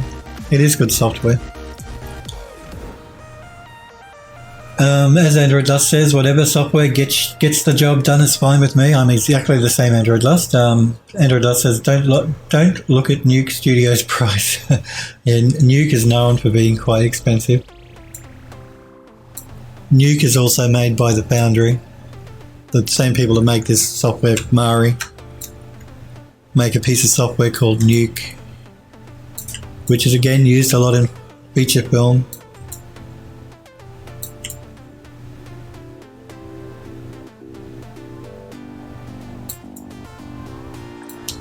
So we'll create a new layer. I'm just going to throw this down so I can check if I'm working on the right side.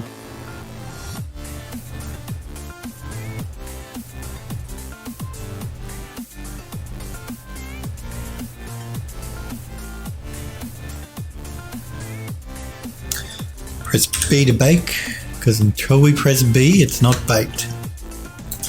So I'm just going to quickly export this stack, even though I'm not quite finished yet, just to make sure I'm on the right side of the model. Where am I?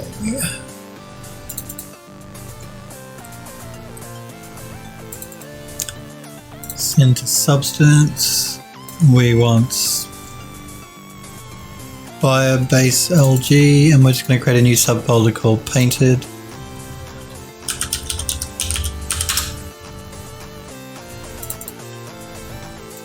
And we're going to call it, what is it called? Firebase LG, Firebase LG underscore painted.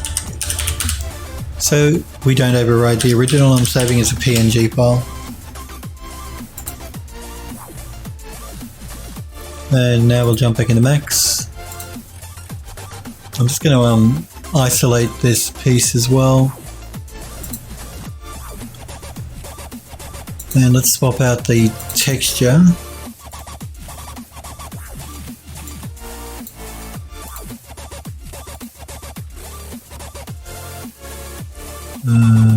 Temp. Send to substance. Send to substance. Select. There we go. Firebase LG. Painted. Yes, come on, Max. And it looks like I'm painting the wrong side. That's okay. This side is never seen, as you saw in the model. That just means now I can work on the correct side in Painter. Just going to flip it around.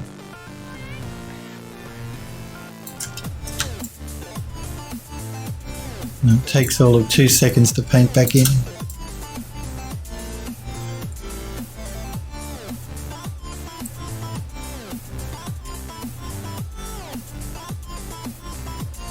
I wish Adobe would hurry up and update the plugin for UE4, the Substance plugin for UE4, because I've got a project I need to open up and I want to start using version 4.2.3 of UE4. But I need Adobe to update the Substance plugin, because if they don't, then I can't open the project. It won't work properly. None of the assets will show up, none of the textures will show up properly. Jiggly Rich says, I've really been loving the new changes in Blender 2.8. Not sure if anyone else here has tried it yet. I know that, like I said, a few of the guys that jump in and watch me stream use Blender. Sniper Echo is one of them. I know he's been using 2.8 for quite a while. He loves it as well. He says it's great. He loves 2.8. I'm just going to pull back on this because it was just a bit heavy before, so I'm just going to pull it back a bit.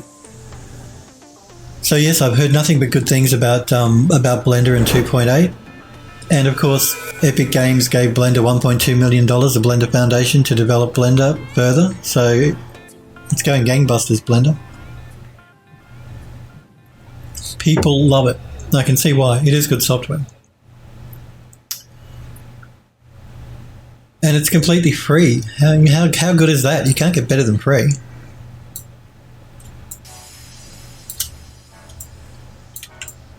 So I'm just going to do another layer here so if we don't like what we want, we can easily get rid of it.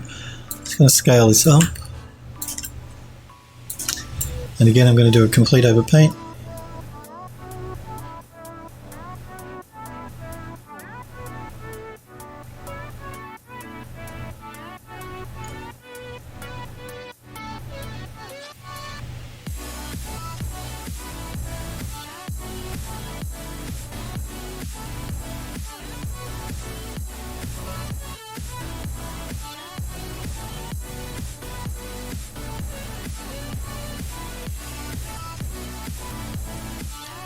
We're going to change the blending mode in just a minute.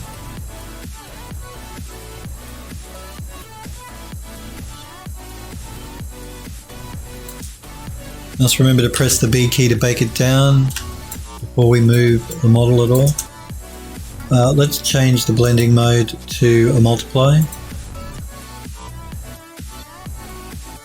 And let's pull back. So I just want to pull a little bit in. Just a little bit.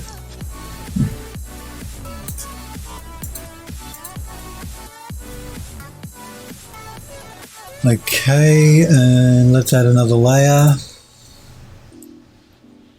And let's finish it with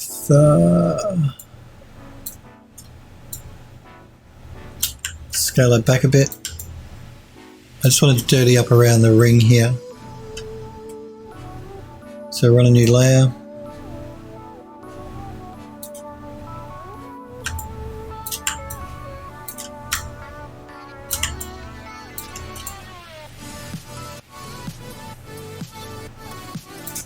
I might just pull in another texture.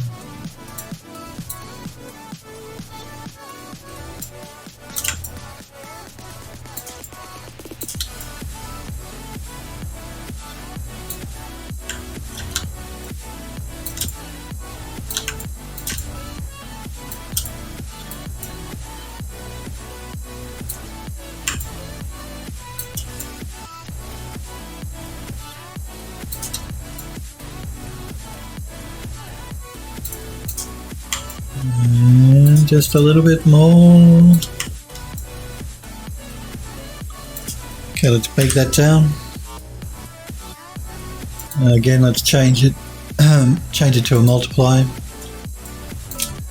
and just pull it back a bit. Alright, let's re-export our layers.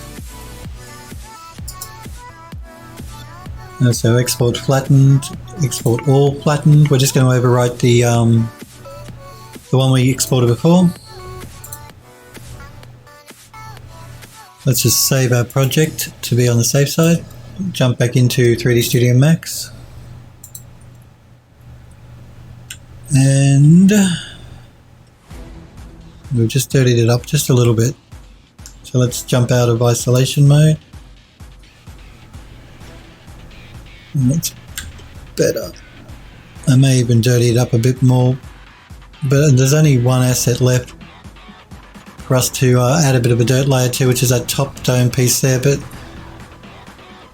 I think as far as overpainting goes, we've got most of it done now. So the plan of action will be next, I guess, to jump into Mari and start doing some beauty renders next week. But I think we might leave it there for today, guys and girls. I do want to thank you all very much for hanging out with me and for watching and for being here. I will be back on again on Monday next week at 5 PM Pacific time in the United States. That's when I'm live next. Do remember though, if you missed the streams, they're going to go back. The premiere streams go up on a Friday and Saturday at 2 PM. You have a good day and night as well, Android Lust. You guys have a great weekend. Great rest of the week, great weekend. Stay safe. And I will see you all on Monday next week. You guys and girls take care. See you guys.